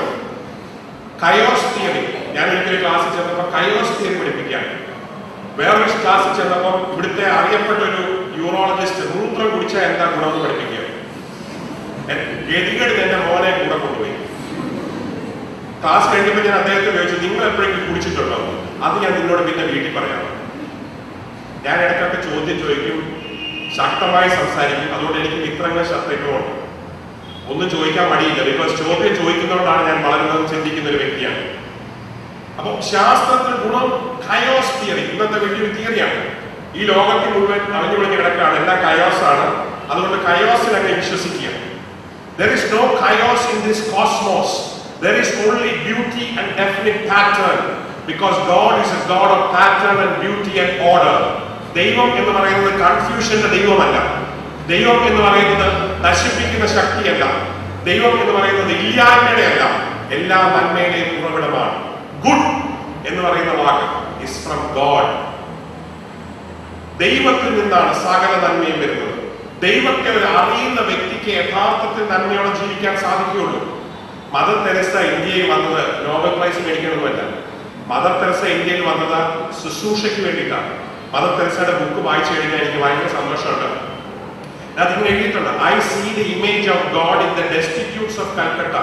കൽക്കട്ടയുടെ തെരുവീതിയിലുള്ള അനാഥകളുടെയും അഗതികളുടെയും മുഖത്ത് ഞാൻ ദൈവത്തിന്റെ സാദൃശ്യം കാണുന്നു എന്നാണ് പറഞ്ഞത്. ഇപ്പൊ ഞാൻ ഇരിക്കുമ്പോൾ ഞാൻ നിങ്ങളൊക്കെ കാണുന്ന ദൈവത്തിന്റെ സാദൃശ്യത്തിലാണ്.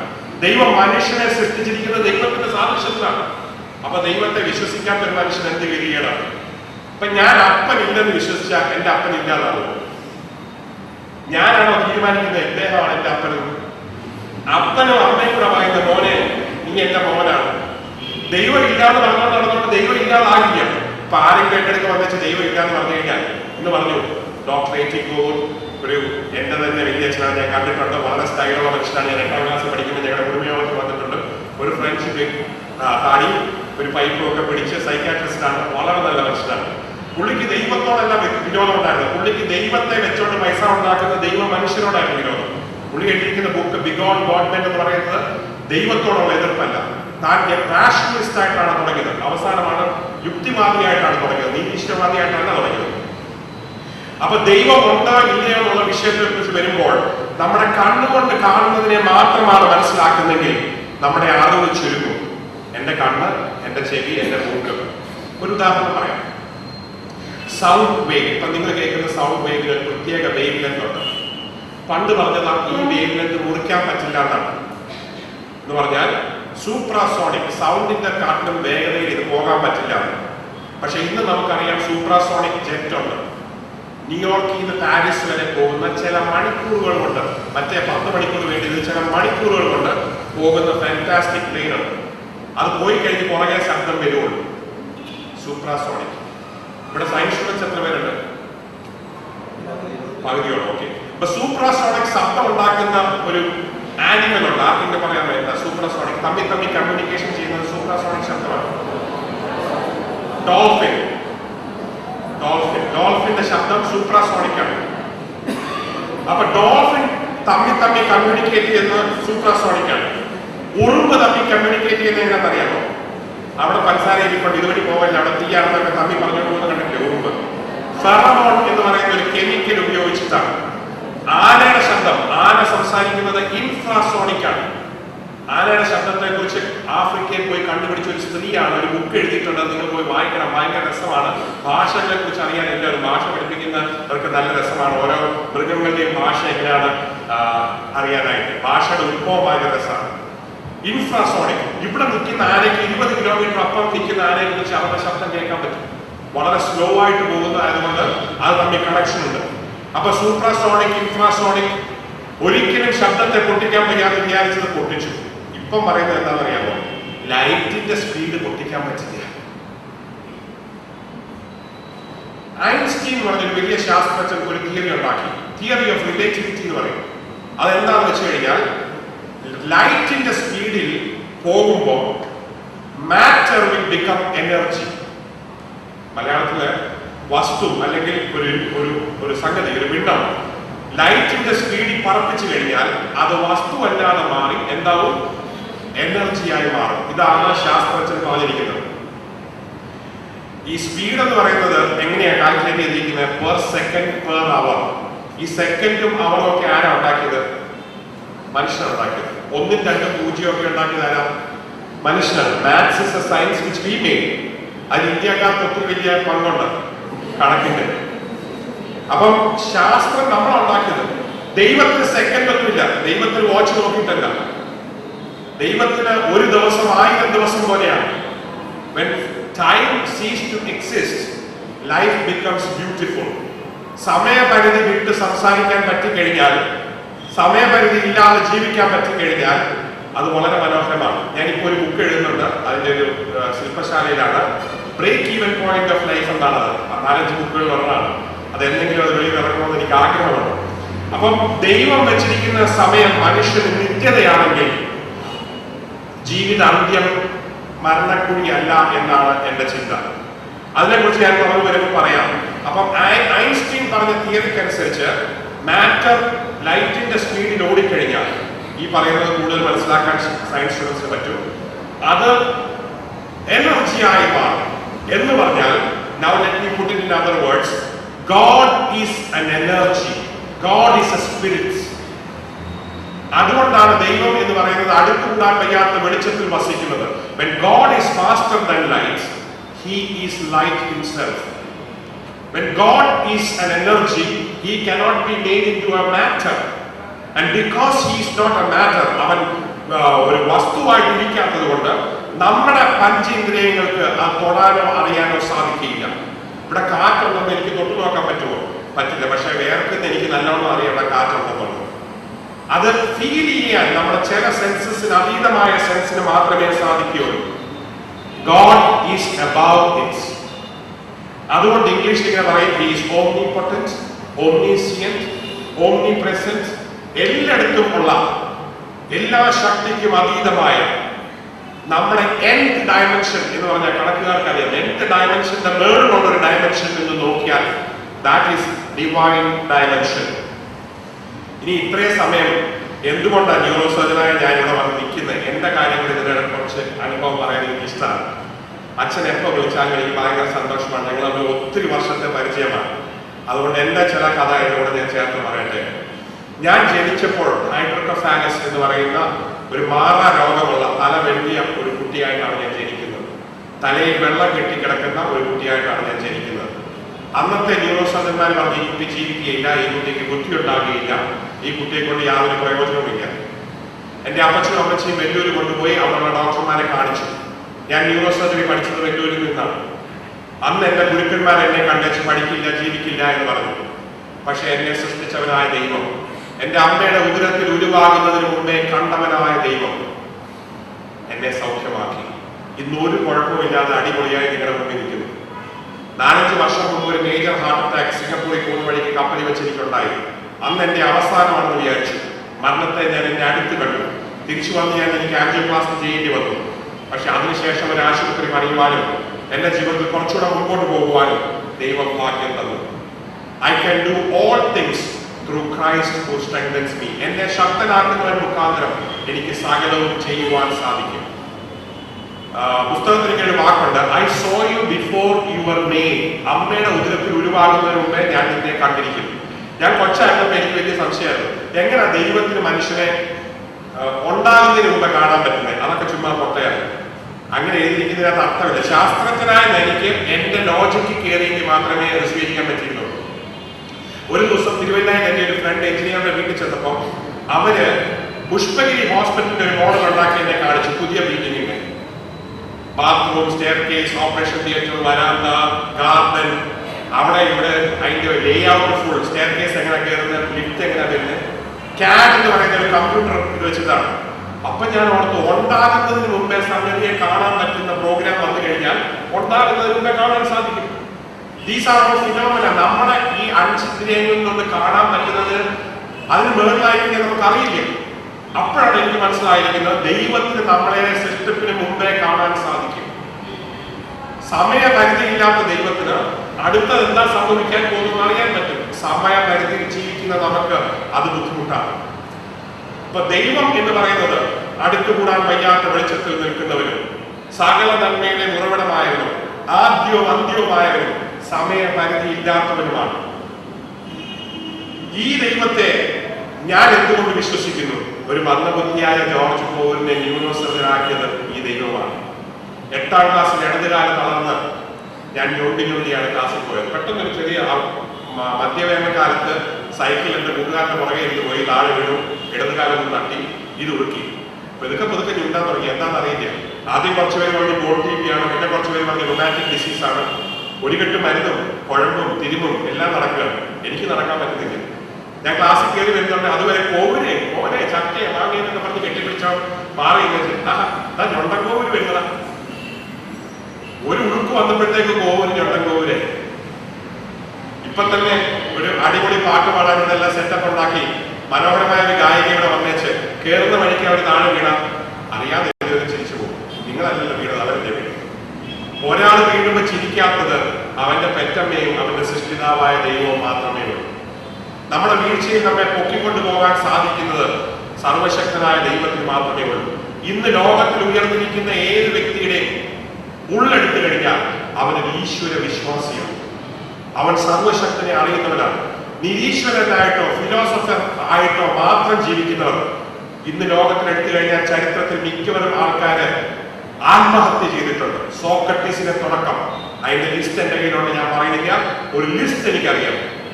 അവരെല്ലാം ആത്മഹത്യയിൽ ഉത്തരം കിട്ടാതെ ജീവിതത്തിൽ നൈരാശ്യത്തിൽ പോയി അവരവസാനിക്കുകയായിരുന്നു. ഉത്തരം കിട്ടണമോ? ദൈവം ആരായെന്ന് മനസ്സിലാക്കിയെങ്കിലേ മതിയാവും. സൃഷ്ടിതാവിനെ അറിയാതെ സൃഷ്ടിക്ക് യാതൊരു പ്രയോജനമില്ല.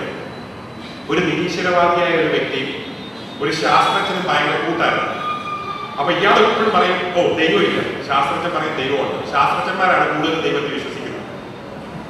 ഒരു തെറ്റിദ്ധാരണയാണ് ശാസ്ത്രജ്ഞന്മാർ നിരീശ്വരവാദികളല്ല. ഒരു ദിവസം ഈ കൂട്ടുകാരൻ വീട്ടിൽ വന്നപ്പം ഒരു നല്ലൊരു സോളാർ സിസ്റ്റം ഈ നിരീശ്വരവാദി ഉണ്ടാക്കി, ശാസ്ത്രജ്ഞൻ ഉണ്ടാക്കി വെച്ചു. കൂട്ടുകാരൻ കഴിഞ്ഞ വെച്ചു, ഇത് തന്നെ എവിടെ കിട്ടി? ഓ, ഒരു ദിവസം ഞാൻ ഇങ്ങോട്ട് കയറി വന്നപ്പോൾ ഇതിവിടെ തന്നെ ഇരിക്കുന്നത് കണ്ടു. തന്നെ അങ്ങനെ ഇരിക്കില്ലല്ലോ, ഇത് നിനക്ക് ആരോ പറഞ്ഞതല്ല, നീ ഉണ്ടാക്കുക. ഞാൻ രാവിലെ മുറി തുറന്നപ്പോ എന്റെ ലാബിൽ ഇതിങ്ങനെ ഇരിക്കുന്ന കണ്ടു. ആ നിരീശ്വരവാദിക്ക് ഒരിക്കലും അത് വേറൊരാൾ ഉണ്ടാക്കിയതാണെന്ന് വിശ്വസിക്കാൻ പറ്റാതെ വിശ്വസിച്ചേ പറ്റുള്ളൂ. അപ്പോഴയാൾ പറഞ്ഞു, അതുകൊണ്ടാണ് ഞാൻ പറഞ്ഞത് നിന്നെയും എന്നെയും ഈ ഭൂമിയെയും സൃഷ്ടിച്ച ദൈവമാണ്. ഇനി മെഡിക്കൽ ശാസ്ത്രത്തിൽ ഞാൻ കുറച്ച് കാര്യങ്ങൾ പറയട്ടെ. മെഡിക്കൽ ശാസ്ത്രം ഭയങ്കര വേഗത്തിൽ മാറിക്കൊണ്ടിരിക്കുകയാണ്. ഇപ്പം DNA, ജീൻസ്, ഇങ്ങനത്തെ സംഗതികൾ കണ്ടുപിടിച്ചുകൊണ്ടിരിക്കുകയാണ്. ഹ്യൂമൻ ജീൻസിനെ കുറിച്ച് മുഴുവൻ പഠിച്ചുകൊണ്ടിരിക്കുക മാത്രമല്ല, ഇനി ഒരു 20 വർഷം കഴിഞ്ഞു കഴിഞ്ഞാൽ കെമിക്കൽ മരുന്നായിരിക്കില്ല കൊടുക്കുന്നത്, ജീൻസ് ആയിരിക്കും കൊടുക്കുന്നത്. ജീൻസ് ചെന്നായിരിക്കും ഓരോ ട്രീറ്റ്മെന്റ് ചെയ്യാൻ പോകുന്നത്. അത് മാത്രമല്ല, ഇപ്പൊ ചില ക്യാമറകളുണ്ട്, അത് വിഴുങ്ങി കഴിഞ്ഞാൽ വയറ്റിനകത്തിയ എല്ലാ ഫോട്ടോയും എടുത്ത് ഡയഗ്നോസ് ചെയ്ത് വെളിയിൽ ഇറങ്ങി വരും. എന്നിട്ട് അതെടുത്ത് നോക്കിയാൽ മതി വയറിന്റെ ഉള്ളിലെ വിഷമമൊക്കെ അറിയാം. കുറച്ച് കഴിയുമ്പോൾ ചില പില്ലുകൾ വരും, അത് രക്തത്തിൽ വിട്ട് കഴിഞ്ഞാൽ അത് പോയി ക്യാൻസറിനെ തിന്നേച്ച് തിരിച്ചു വരും. ഞാൻ ഇങ്ങനെ ഒരു കമ്പനിയുടെ ഒരു ലെറ്റർ കണ്ടു, 2015 ഉണ്ടാക്കാൻ പോകുന്ന മരുന്നിന്റെ പേര്, അതൊക്കെ ജീനിന്റെ പേരുകളാണ്. ഇപ്പം DNA library, RNA library, cloning, genetic modification, genetic biotechnology, ഇതൊക്കെ വളർന്നുകൊണ്ടിരിക്കുകയാണ്. ഇൻട്രായുട്രൈൻ ഇൻവെട്രോ ഫെർട്ടിലൈസേഷൻ, അപ്പനും അമ്മയില്ലാതെ വെളിയിൽ കുഞ്ഞിനെ ഉണ്ടാക്കുന്ന ലാബുകളുണ്ട്. പണ്ട് അപ്പനും അമ്മയില്ലാതെ കുഞ്ഞുണ്ടാകില്ല, ഇന്ന് ടെസ്റ്റ് ട്യൂബിനകത്ത് കുഞ്ഞുണ്ടാവും. അപ്പനും അമ്മയൊന്നും ആവശ്യമില്ല. സ്പേം ബാങ്ക് ഉണ്ട്, ഓവം ബാങ്ക് ഉണ്ട്, ഇത് രണ്ടും കൂടെ മിക്സ് ചെയ്ത് കുഞ്ഞിനെ ഉണ്ടാക്കാം. പണ്ട് വേറൊരു സങ്കടം ഞാൻ പറയാം, ഇന്ത്യയിലെ 60% ദമ്പതികൾ ഫെർട്ടൈൽ അല്ല, അവർക്ക് കുഞ്ഞുങ്ങൾ ഉണ്ടാകാൻ പറ്റുന്നില്ല. അതുകൊണ്ടാണ് ഇൻഫെർട്ടിലിറ്റി കേസ് വർദ്ധിച്ചുകൊണ്ടിരിക്കുന്നത്. എന്തുകൊണ്ടാണ് ഈ 60% ഇൻഫെർട്ടൈൽ ആയിരിക്കുന്നത്? അവരുടെ ജീവിത രീതിയും ചുറ്റുപാടുമുള്ള ഈ പൊല്യൂഷനുമാണ്. അപ്പൊ മനുഷ്യൻ അത്ര വളർന്നിരിക്കുകയാണ്. നമുക്കറിയാം, ഡോളി എന്ന് പറഞ്ഞൊരു ഷീപ്പ്, ആദ്യത്തെ ക്ലോണിംഗ് നടന്ന ആണ്. ആടിനെയും പശുവിനെയും പട്ടിയെയും പൂച്ചയും ഒക്കെ ഉണ്ടാക്കി കഴിഞ്ഞു. ഇനി മനുഷ്യനെ ഉണ്ടാക്കുമ്പോൾ വരെ സംശയിച്ച് നിൽക്കുകയാണ്.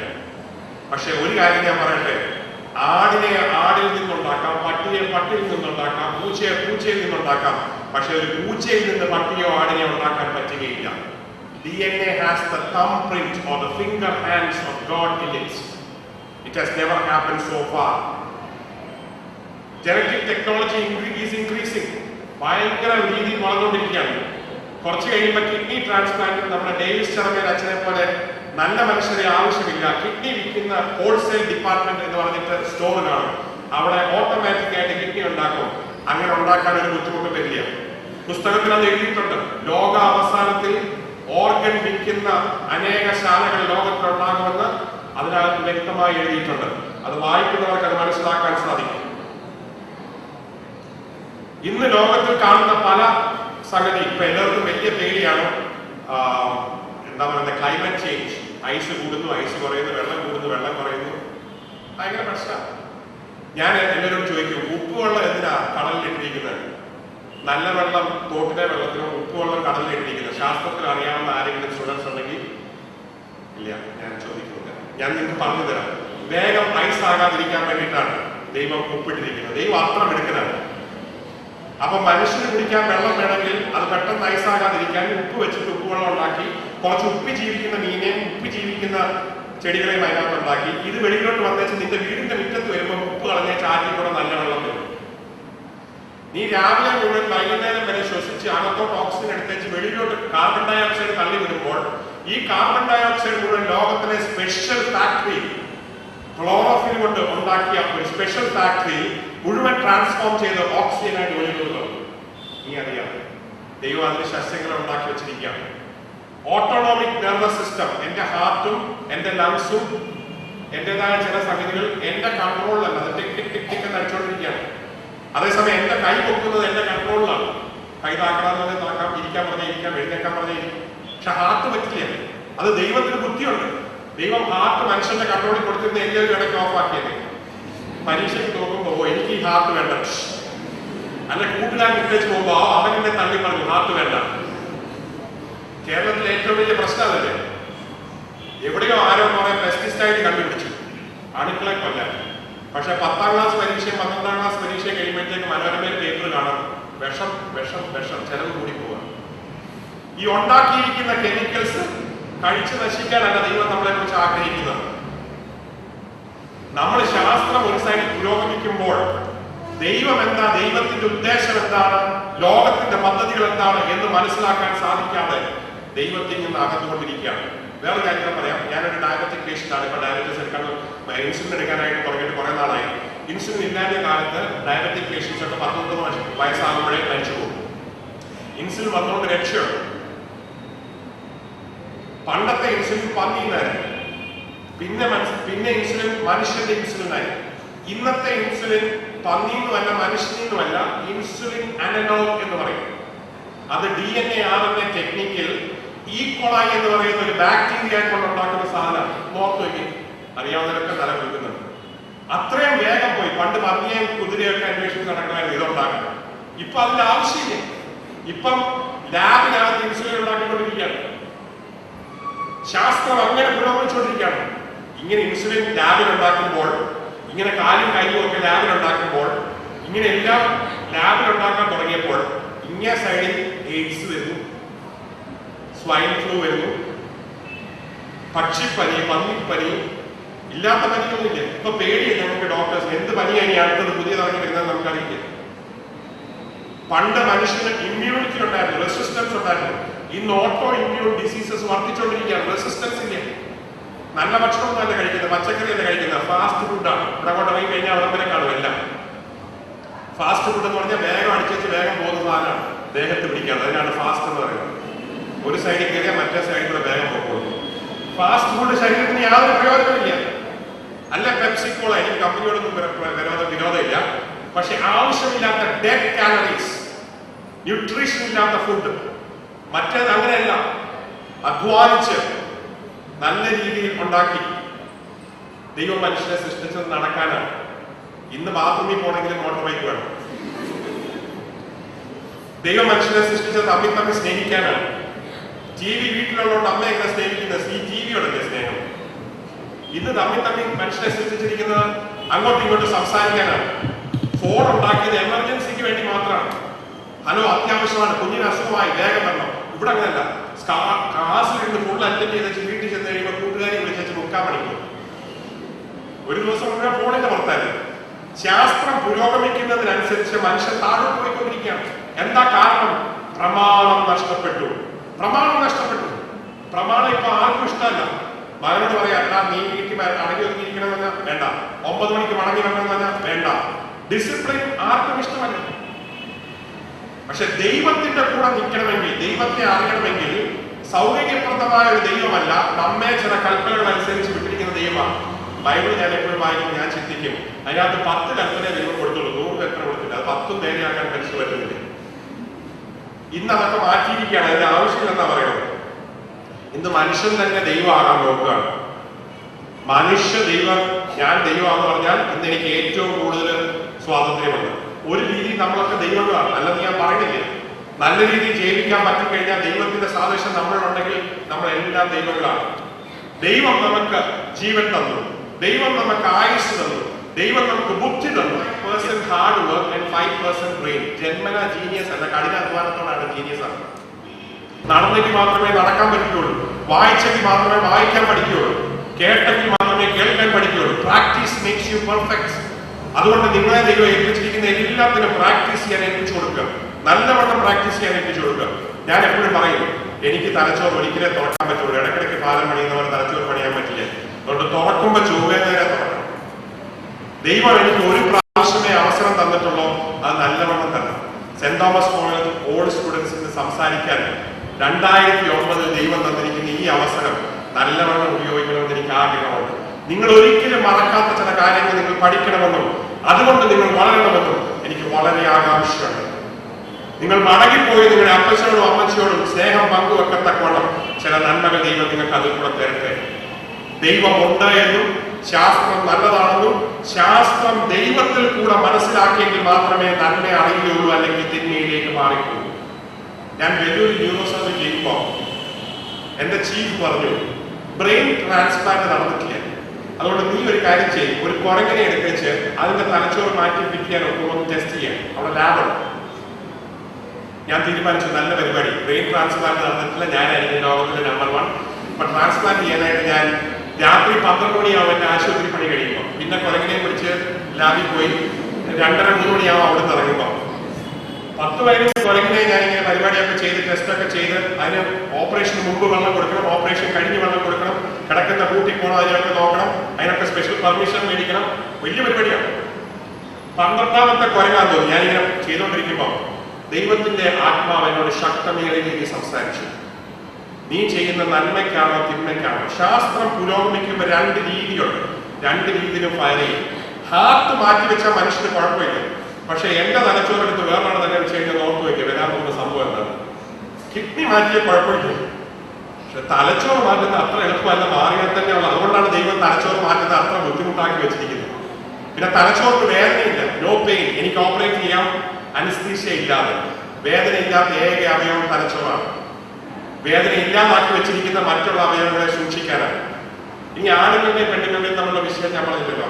കണ്ണ് മാത്രം, 1-2 അവയവങ്ങൾ എടുക്കാം, ഒത്തിരി എടുക്കാൻ പറ്റില്ല, കണ്ണ് മാത്രം. ദൈവം മനുഷ്യനെ സൃഷ്ടിച്ചപ്പോൾ കണ്ണിന്റെ ഒരു കാര്യം, എല്ലാ കാര്യം പറയാൻ പറ്റില്ല. ദൈവം മനുഷ്യനെ സൃഷ്ടിച്ചപ്പോൾ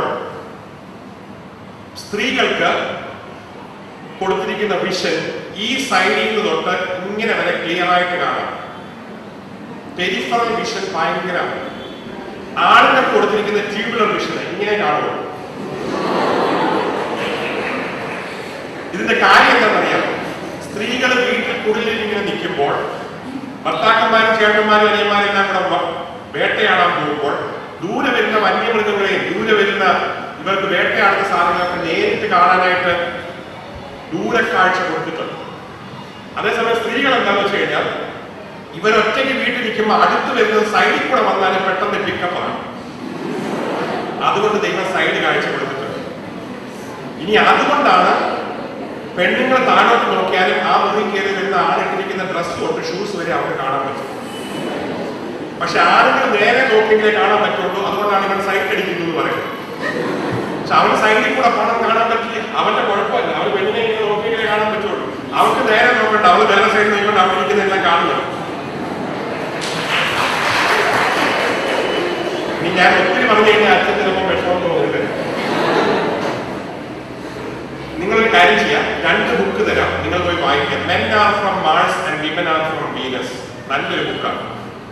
or men know how to drive, men don't listen, women don't drive.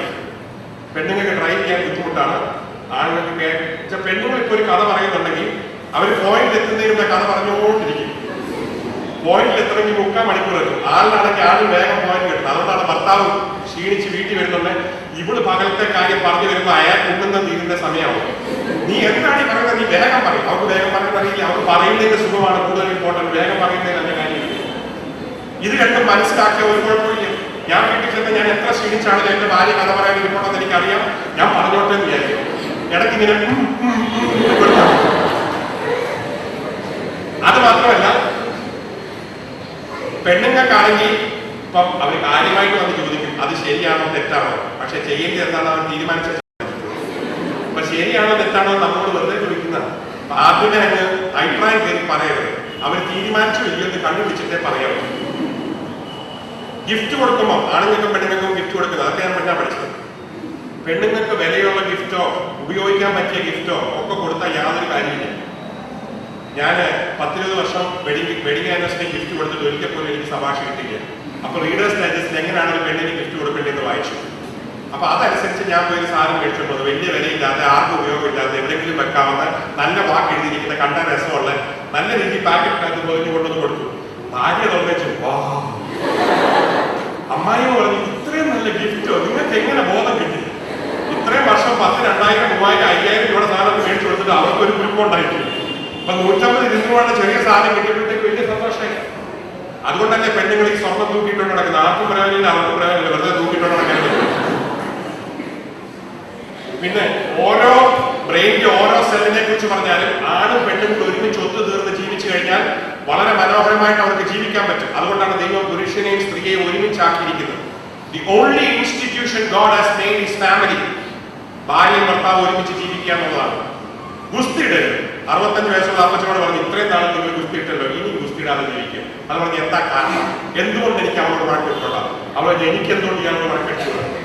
ഞാൻ പറഞ്ഞു, നിങ്ങൾ രണ്ടുപേരും ഒരു വീട്ടിനകത്ത് താമസിക്കുന്നതുകൊണ്ട് വെളിയിൽ പോയി വഴക്കടിച്ച വല്ലപ്പോഴും ഉള്ളൂ. ഇത് നിങ്ങൾ ഒരുമിച്ച് താമസിക്കുമ്പോൾ നിങ്ങളുടെ വീട് നരകമാകും. ഏതായാലും ഒരുമിച്ച് താമസിക്കാൻ തീരുമാനിച്ചു. നിങ്ങൾ വഴക്കടിച്ചിട്ടുള്ള കാര്യം ശാസ്ത്രം നമ്മളെ മനസ്സിലാക്കി തരുന്നുണ്ട്. എന്താ കാര്യം? വിവരം തരുന്നുണ്ട്.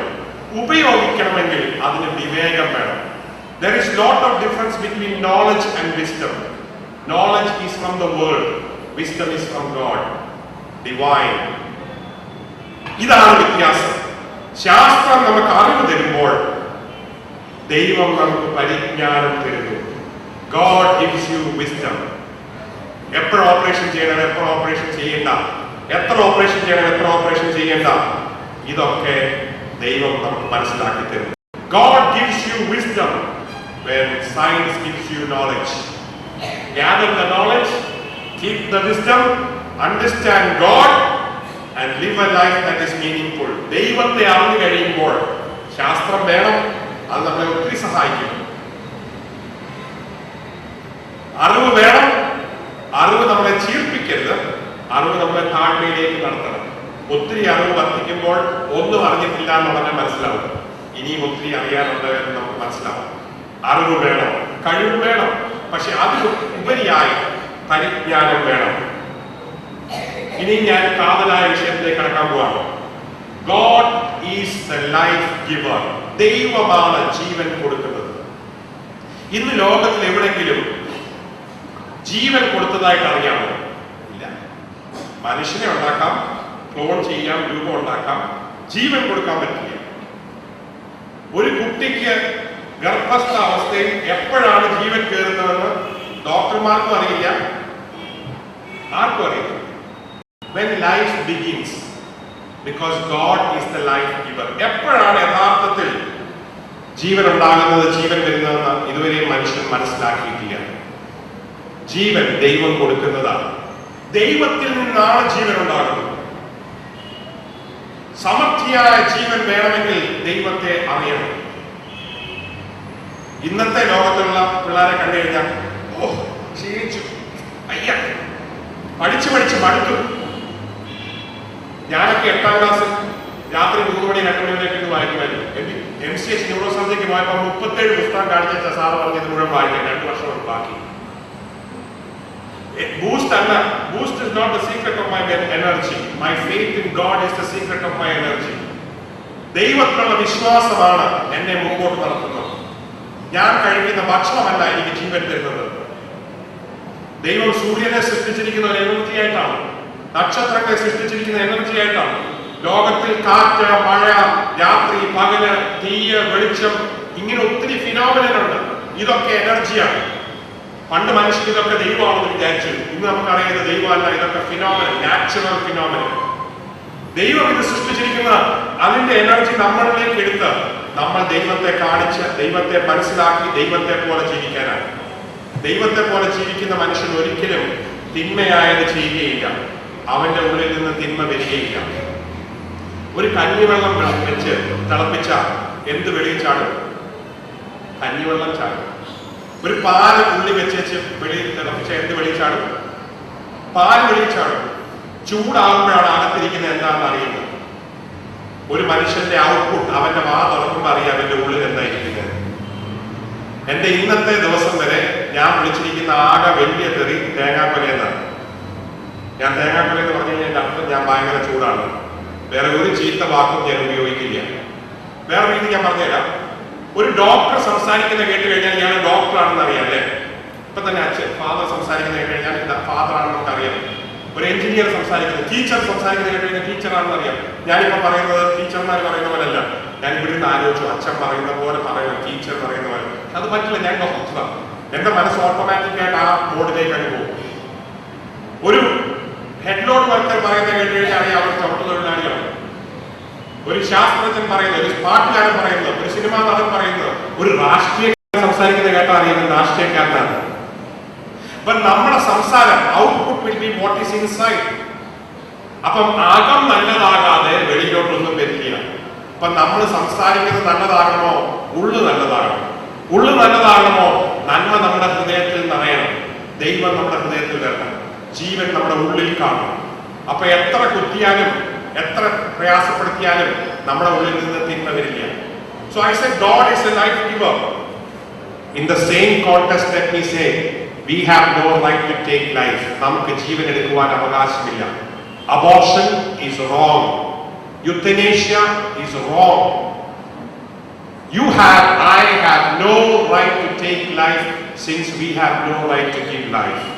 ജീവൻ കൊടുക്കാൻ അധികാരമില്ലാത്തത് കൊണ്ട് ജീവൻ എടുക്കുവാൻ ദൈവം നമ്മളെ കുറിച്ച് ആഗ്രഹിക്കുന്നില്ല. എപ്പോഴാണ് ജീവൻ പോകുന്നത്? ഇപ്പൊ ജീവനെ കുറിച്ച് പറഞ്ഞ സ്ഥിതിക്ക് ഞാൻ മരണത്തെ കുറിച്ച് പറയാൻ ആഗ്രഹിക്കുന്നു. മരണത്തിനൊരു ഡെഫിനിഷൻ ഇല്ല. ഇതുവരെ മരണത്തിനൊരു definition കണ്ടുപിടിച്ചിട്ടില്ല.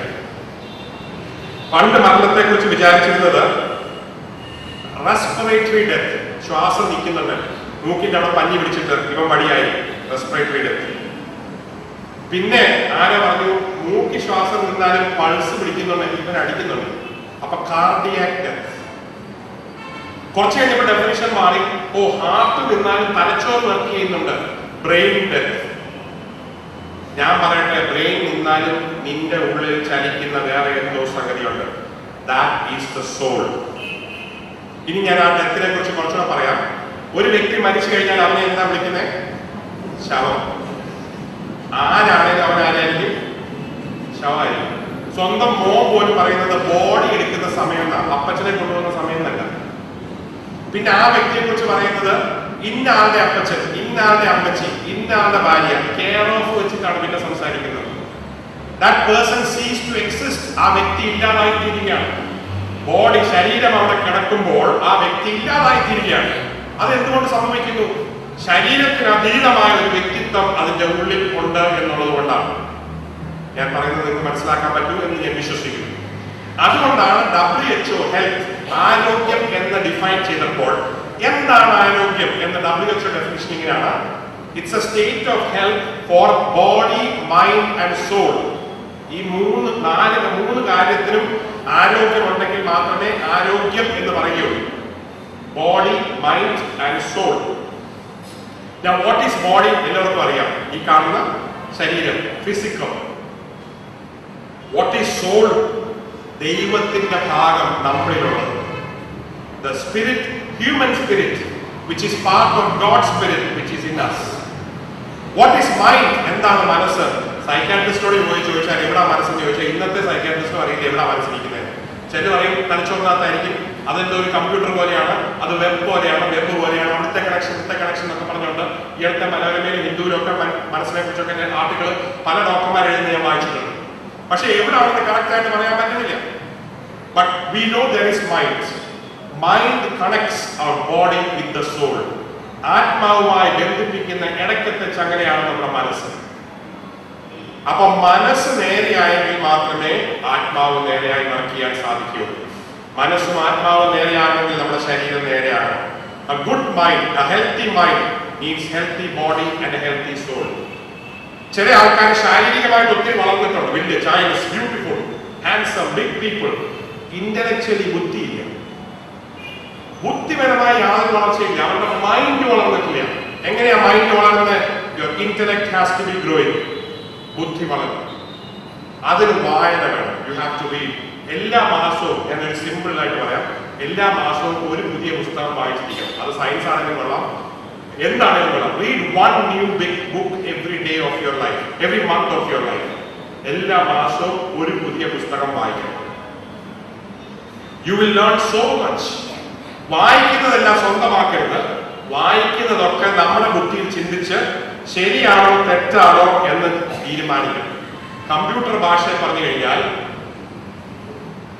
Body is the hardware, mind is the software, soul is the current that charges it.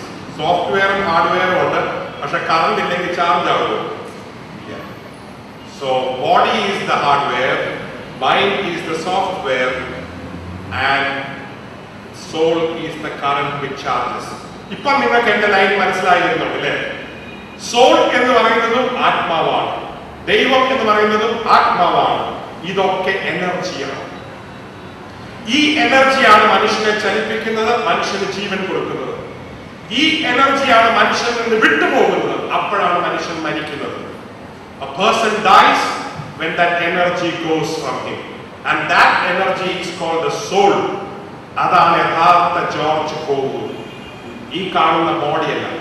ഇന്നാൾ ഞങ്ങൾക്ക് ഒരു പേഷ്യന്റ് വന്നു, 10 വർഷമായിട്ട് ഫിറ്റ്സ് ഉണ്ട്, കോഴിക്കോട് വന്നിരിക്കുകയാണ്. മോന്റെ ഫിറ്റ്സ് കണ്ട് അപ്പന് മാനസിക രോഗിയായി. അയാൾ ഇതിന് പോലെ വറക്കിയ കണ്ടിരുന്നിട്ട് മരുന്ന് കൊടുത്തിട്ടൊന്നും ഫിറ്റ്സ് നേരെ ആവുന്നില്ല. അപ്പൊ ഞാൻ ചിരിച്ചോണ്ട് പറഞ്ഞു, ഇവന് യാതൊരു അസുഖവും ഇല്ല.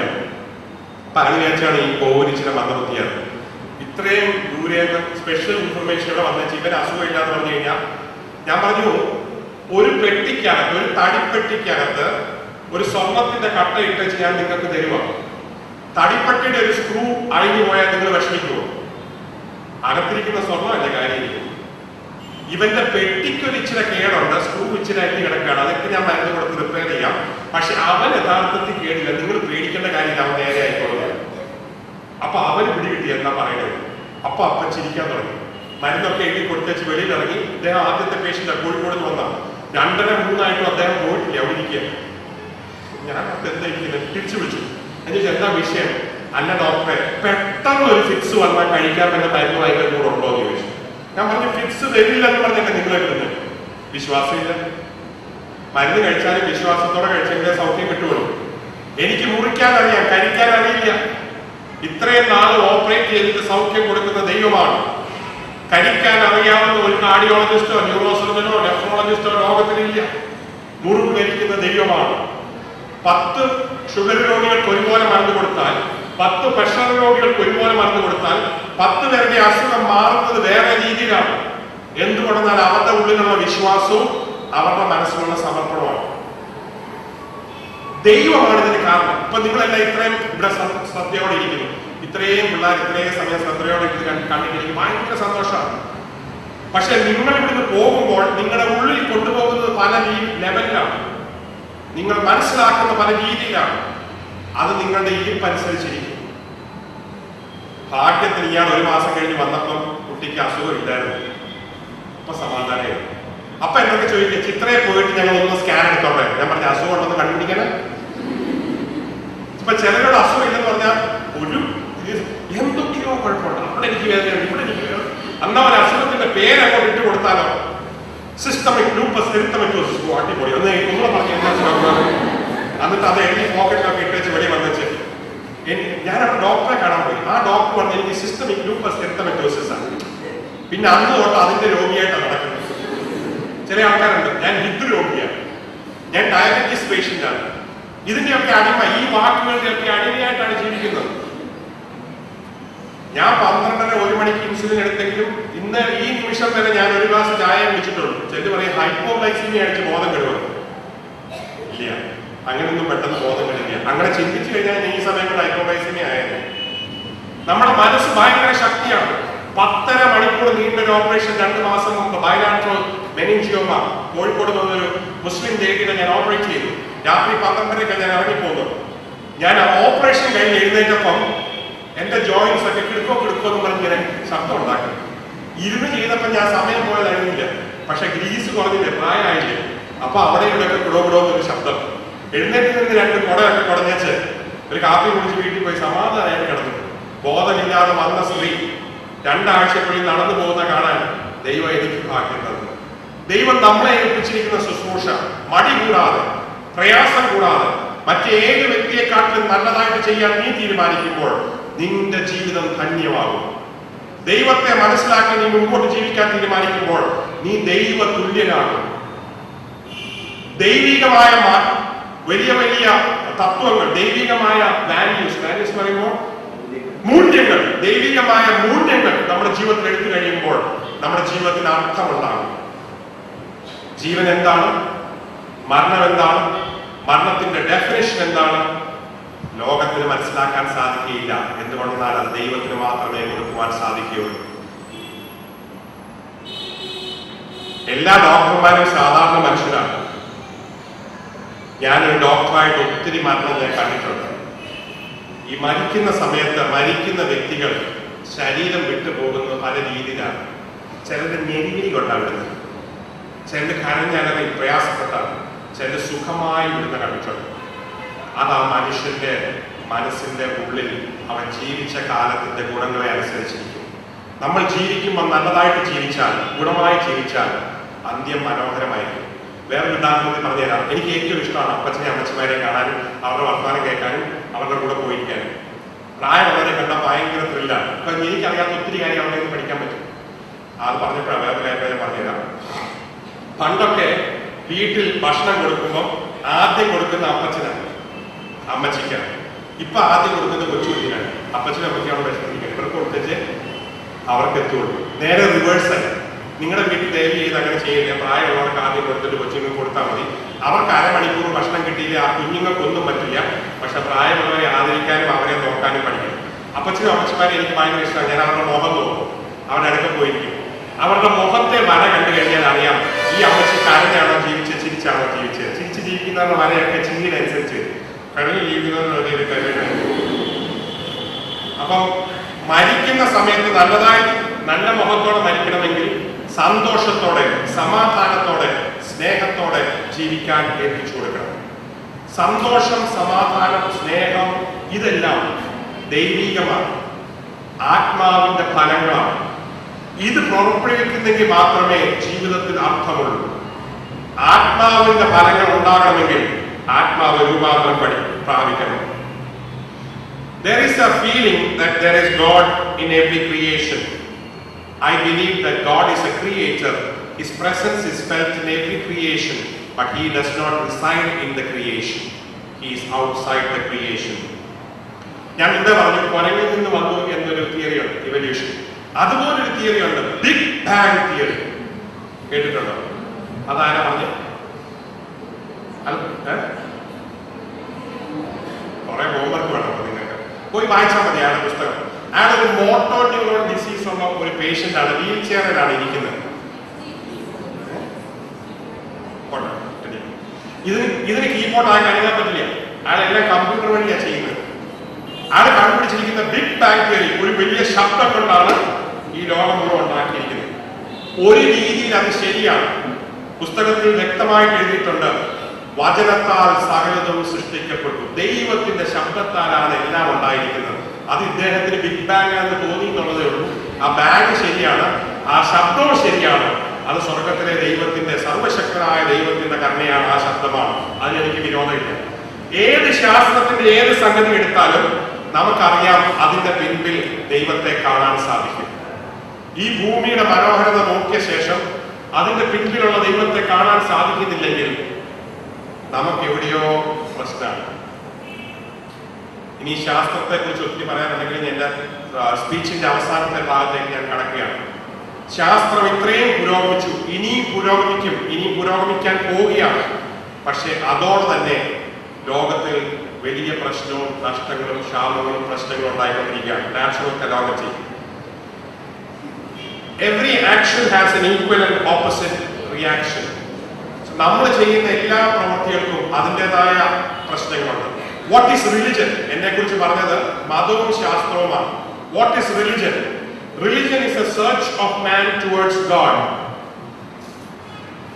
But God is searching for you even otherwise. മതം മനുഷ്യനെ അന്വേഷിച്ച്, ദൈവത്തെ അന്വേഷിച്ച് പോകുമ്പോൾ ദൈവം മനുഷ്യനെ അന്വേഷിച്ച് കാത്തിരിക്കുകയാണ്. ഇന്നും സർവശക്തനായ ദൈവം നമുക്ക് വേണ്ടി കാത്തിരിക്കുകയാണ്, നമ്മളെ നോക്കിയിരിക്കുകയാണ്.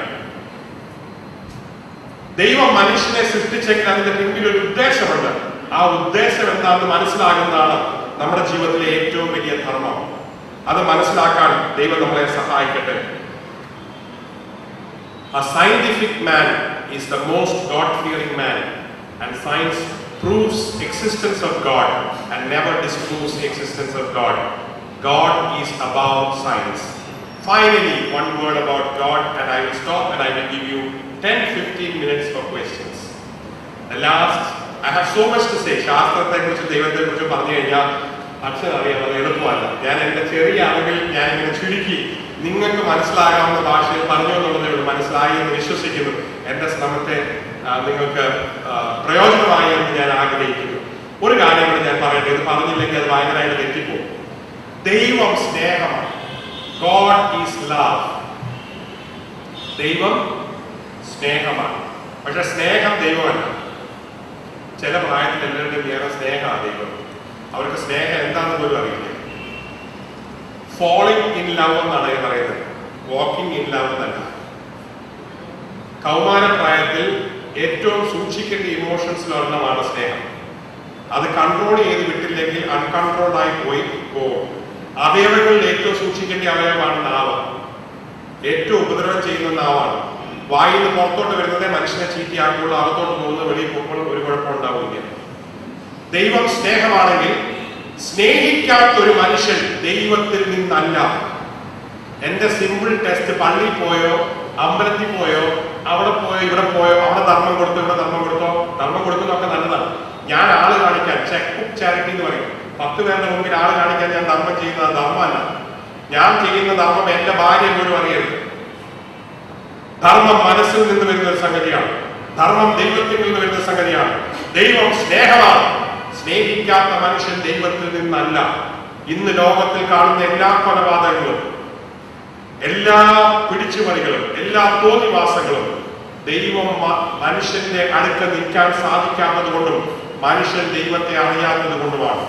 ദൈവത്തെ അറിയുന്ന ഒരു വ്യക്തി എന്നും സ്നേഹിക്കും. അവന്റെ ജീവിതം മുഴുവൻ സ്നേഹത്തിന്റെ പുസ്തകമായിരിക്കും. നിങ്ങളുടെ ജീവിതവും അങ്ങനെയാകട്ടെ. അപ്പനെ സ്നേഹിക്കുക, അമ്മയെ സ്നേഹിക്കുക, മക്കളെ സ്നേഹിക്കുക.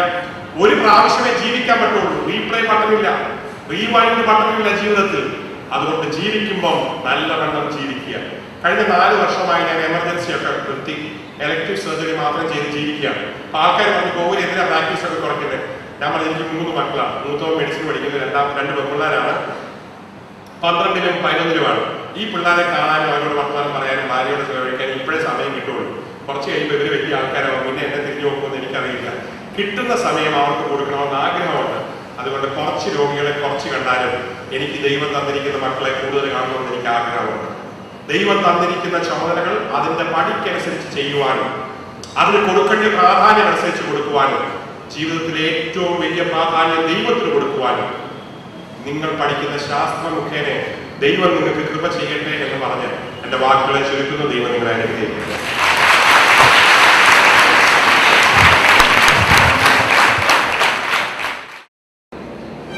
ആർക്കെങ്കിലും എന്തെങ്കിലും ചോദിക്കാൻ സംശയം? കുറെ പേര് എഴുതിയെടുത്തു. എനിക്ക് അതിനകത്ത് വളരെ സന്തോഷമുണ്ട്.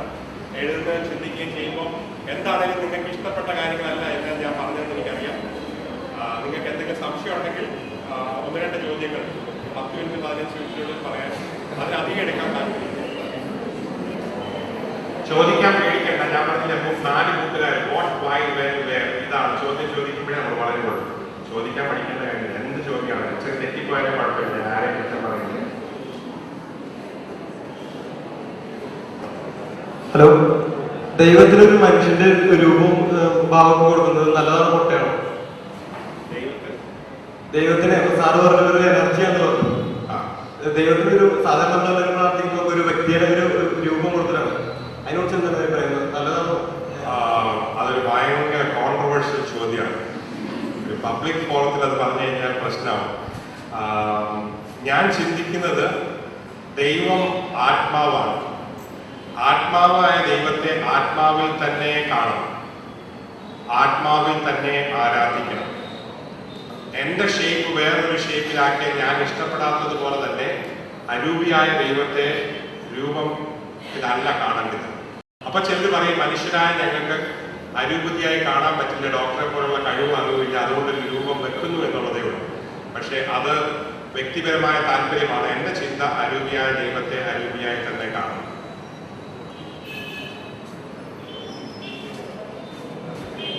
വേറെ എന്തെങ്കിലും ചോദ്യമുണ്ടോ? നല്ലവണ്ണം ചിന്തിക്കുന്നു എന്നുള്ളതാണ്. നിങ്ങൾക്ക് തീരുമാനം സ്വന്തമായിട്ട് എടുക്കാം. ഞാൻ എൻ്റെ വ്യക്തിപരമായ അഭിപ്രായം പറഞ്ഞു പോകുന്നത്. വേറെ എന്തെങ്കിലും ചോദ്യമുണ്ടോ? നല്ലവണ്ണം ചിന്തിക്കുന്നു എന്നുള്ളതാണ്. നിങ്ങൾക്ക് തീരുമാനം സ്വന്തമായിട്ട് എടുക്കാം. ഞാൻ എൻ്റെ വ്യക്തിപരമായ അഭിപ്രായം പറഞ്ഞു പോകുന്നത്. സാർ ആദ്യമേ തന്നെ നന്ദിയുണ്ട്. വളരെ നല്ല ക്ലാസ് ആയിരുന്നു, നല്ലൊരു ഇൻപുട്ട് സെഷൻ ആയിരുന്നു. ഞാൻ ചോദിക്കുന്നത് രണ്ട് കാര്യത്തെക്കുറിച്ചുള്ള സാറിൻ്റെ അഭിപ്രായമാണ്. വളരെയേറെ ചർച്ച ചെയ്തിട്ടുള്ള ചോദ്യവും ഉത്തരവൊക്കെ കുറേ നൽകിയിട്ടുണ്ട്. ചോദ്യം ഇതാണ്, അതായത് ദൈവത്തിന് ഒരു പദ്ധതിയുണ്ട്, അല്ലെങ്കിൽ ദൈവത്തിൻ്റെ മുൻകൂട്ടിയുള്ള അറിവ് ഒരു വ്യക്തിയെക്കുറിച്ച് അല്ലെങ്കിൽ ഫോർനോളജ്, അതും മനുഷ്യൻ്റെ ഫ്രീഡവും തമ്മിൽ നമുക്ക് എങ്ങനെ ക്ലബ് ചെയ്യാൻ സാധിക്കും? അതുപോലെ തന്നെ മറ്റൊന്നുള്ളത്, നമ്മൾ പറയുന്നത് എല്ലാം ദൈവത്തിൽ നിന്നാണ്, ദൈവമാണ് എവറിത്തിങ്സ് ഫ്രം ഗോഡ്. അപ്പം അങ്ങനെ ചിന്തിക്കുമ്പോൾ ഈവളുടെ സ്ഥാനം എങ്ങനെയാണ് എന്ന എൻ്റെ ചോദ്യത്തെക്കുറിച്ചുള്ള സാധനം. രണ്ടും നല്ല ചോദ്യം. തിയോളജി സ്റ്റുഡൻ്റ് ആണല്ലോ. അത് തിയോളജി ക്വസ്റ്റൻ ആണ്. രണ്ടും ഇമ്മീഡിയറ്റ് ആയിട്ട് നമുക്ക് മനസ്സിലാകാം. അത് ഒരു ക്വസ്റ്റനിൽ നിന്ന് വരുന്ന ഒരു ചോദ്യമാണ്. ഒന്നാമത്തെ ചോദ്യം ഞാൻ ആദ്യം എടുക്കാം. പ്രീഡിസ്റ്റിനേഷൻ അല്ലെ ഫോർ നോളജ്, അതൊരു വലിയ തിയോളജി ക്ലാസ് ആണ്. ഞാനൊരു തിയോളജി സ്റ്റുഡൻ്റ് ആണോ എന്ന് ചോദിച്ചാൽ ഒരു ലെവൽ വരെയാണ്.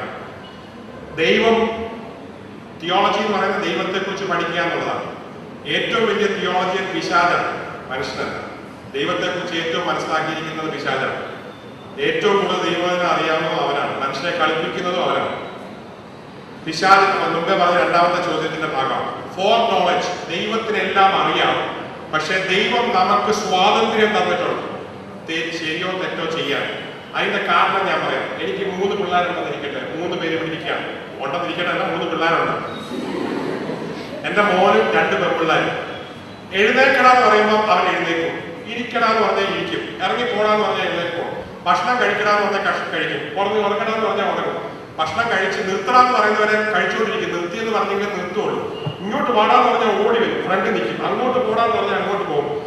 നീ പോയി കുളിക്കടാന്ന് പറഞ്ഞാൽ കുളിക്കും, ഞാൻ പോയി നിർത്തടാന്ന് പറഞ്ഞാൽ കുളി നിർത്തുള്ളൂ. ഇങ്ങനൊരു മോനെയാണോ വിളിച്ചാൽ അങ്ങോട്ട് പോകാൻ ഇഷ്ടമുള്ളപ്പോഴും എന്റെ വിളി കേട്ട് വരുന്ന മോനെയാണോ ഒരപ്പന് ഇഷ്ടം? അതുകൊണ്ടാണ് ദൈവം മനുഷ്യർക്ക് സ്വാതന്ത്ര്യം തന്നിരിക്കുന്നത്. ദൈവത്തിന് സംഭവിക്കാൻ പോകുന്നത് അറിയാമെങ്കിൽ പോലും നമ്മുടെ സ്വാതന്ത്ര്യത്തിൽ നമുക്ക് നന്മയും തിന്മയും തിരഞ്ഞെടുക്കാം. ഇന്ന് നിങ്ങൾക്ക് തിരഞ്ഞെടുക്കാം.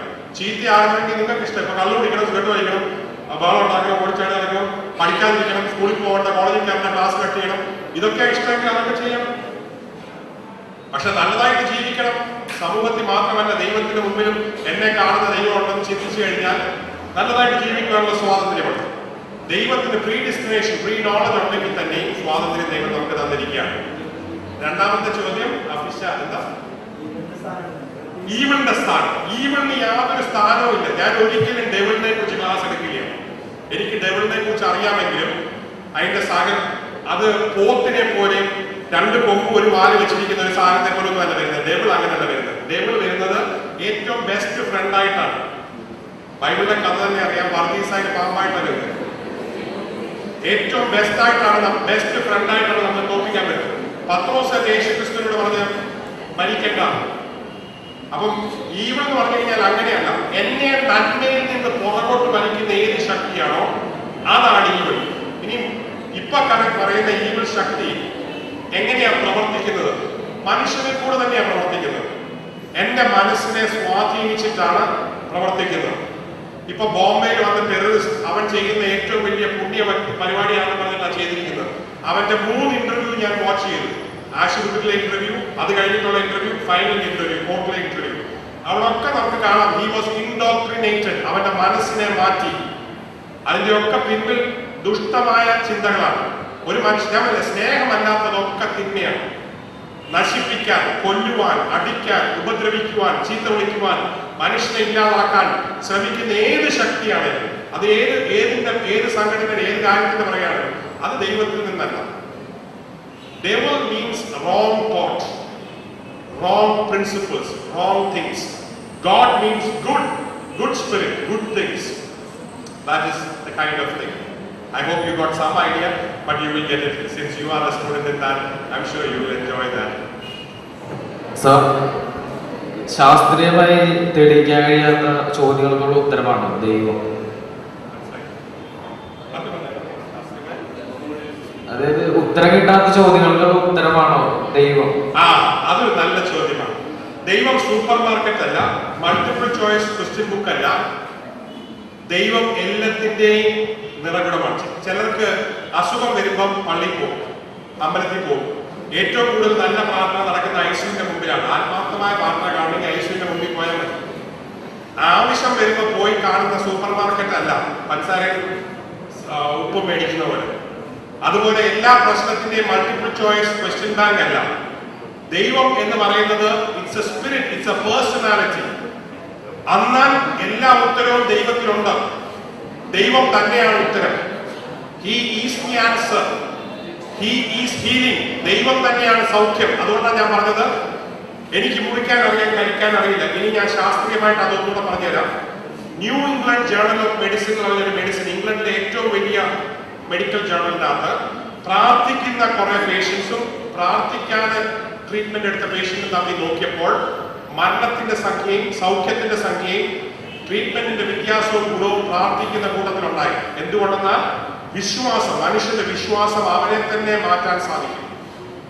Game is always won, not in the field, in the battle of mind. ഞാൻ ജയിക്കും, ഞാൻ നല്ലതായിട്ട് ജീവിക്കും, എനിക്ക് ജീവിതം മാറ്റാൻ പറ്റും എന്ന് വിശ്വസിച്ചാൽ തന്നെ നിന്റെ ജീവിതം മാറും. അത് വിശ്വസിക്കാൻ സഹായിക്കുന്ന ദൈവമാണ്. The battle is won in the mind, not in the field.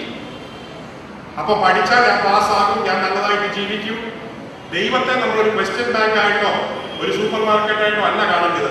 എൻ്റെ ഒരു ഫ്രണ്ടായി, a close friend, a close guide, a close supporter. വേറെ ആരും കൂടില്ലാത്തപ്പോൾ കൂടെ നിൽക്കുന്ന ഒരു വ്യക്തിത്വം, വേറെ ആരും സഹായിക്കാത്തപ്പോൾ സഹായിക്കുന്ന വ്യക്തി, എൻ്റെ ഏറ്റവും അടുത്ത തുണ, my best friend, that is God.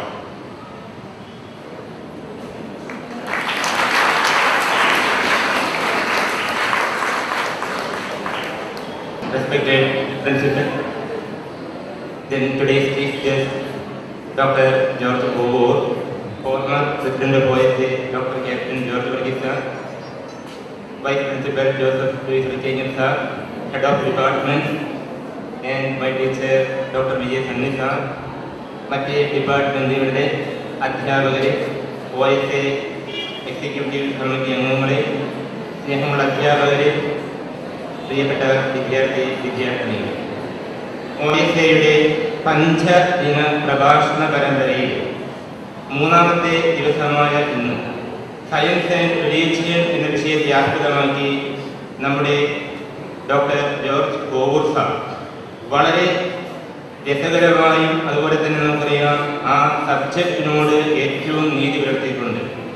നമ്മെ തീർച്ചയായിട്ടും ആ നന്മയുടെ ആ വഴിത്താരയിലേക്ക് നയിക്കാൻ പ്രാപ്തമായ രീതിയിൽ, പ്രത്യേകിച്ച് സയൻസ് അല്ലെങ്കിൽ ശാസ്ത്ര മേഖലകളിലെ കൈവന്നിട്ടുള്ള നേട്ടങ്ങളോടൊപ്പം തന്നെ എല്ലാറ്റിനും ഉപരിയായി ദൈവത്തിൻ്റെ ആ സജീവമായ സാന്നിധ്യം, അല്ലെങ്കിൽ ഗോഡ് ഈസ് എബവ് സയൻസ് എന്ന് പറഞ്ഞ് നമ്മളെ ആ ഉത്തമ ബോധ്യത്തിലെത്തിച്ച നല്ല ഒരു പ്രഭാഷണം നമുക്ക് കേൾക്കാനായിട്ട് സാധിച്ചു.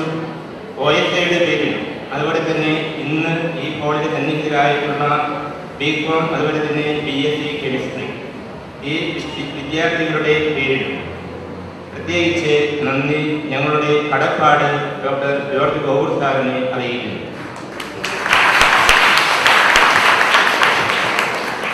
നേരത്തെ ആമുഖത്തിൽ പറഞ്ഞിരുന്നു, സാർ ഒരു കേവലം ഡോക്ടർ എന്ന നിലയിൽ മാത്രമല്ല, ദിവസവും അദ്ദേഹത്തിൻ്റെ അറിവുകൾ പുതിയ പുതിയ മേഖലകളിലേക്ക് വ്യാപിപ്പിക്കുകയാണ്. നേരത്തെ പറഞ്ഞു സണ്ണി സാറിൻ്റെ ക്ലാസ്സിലേക്ക് ഇഗ്നോയുടെ MBA കോഴ്സ്, നമുക്കറിയാം സാധാരണ കോമേഴ്സ് മേഖലയിൽ പ്രവർത്തിക്കുകയാണ് MBAയുടെ പുറകിൽ.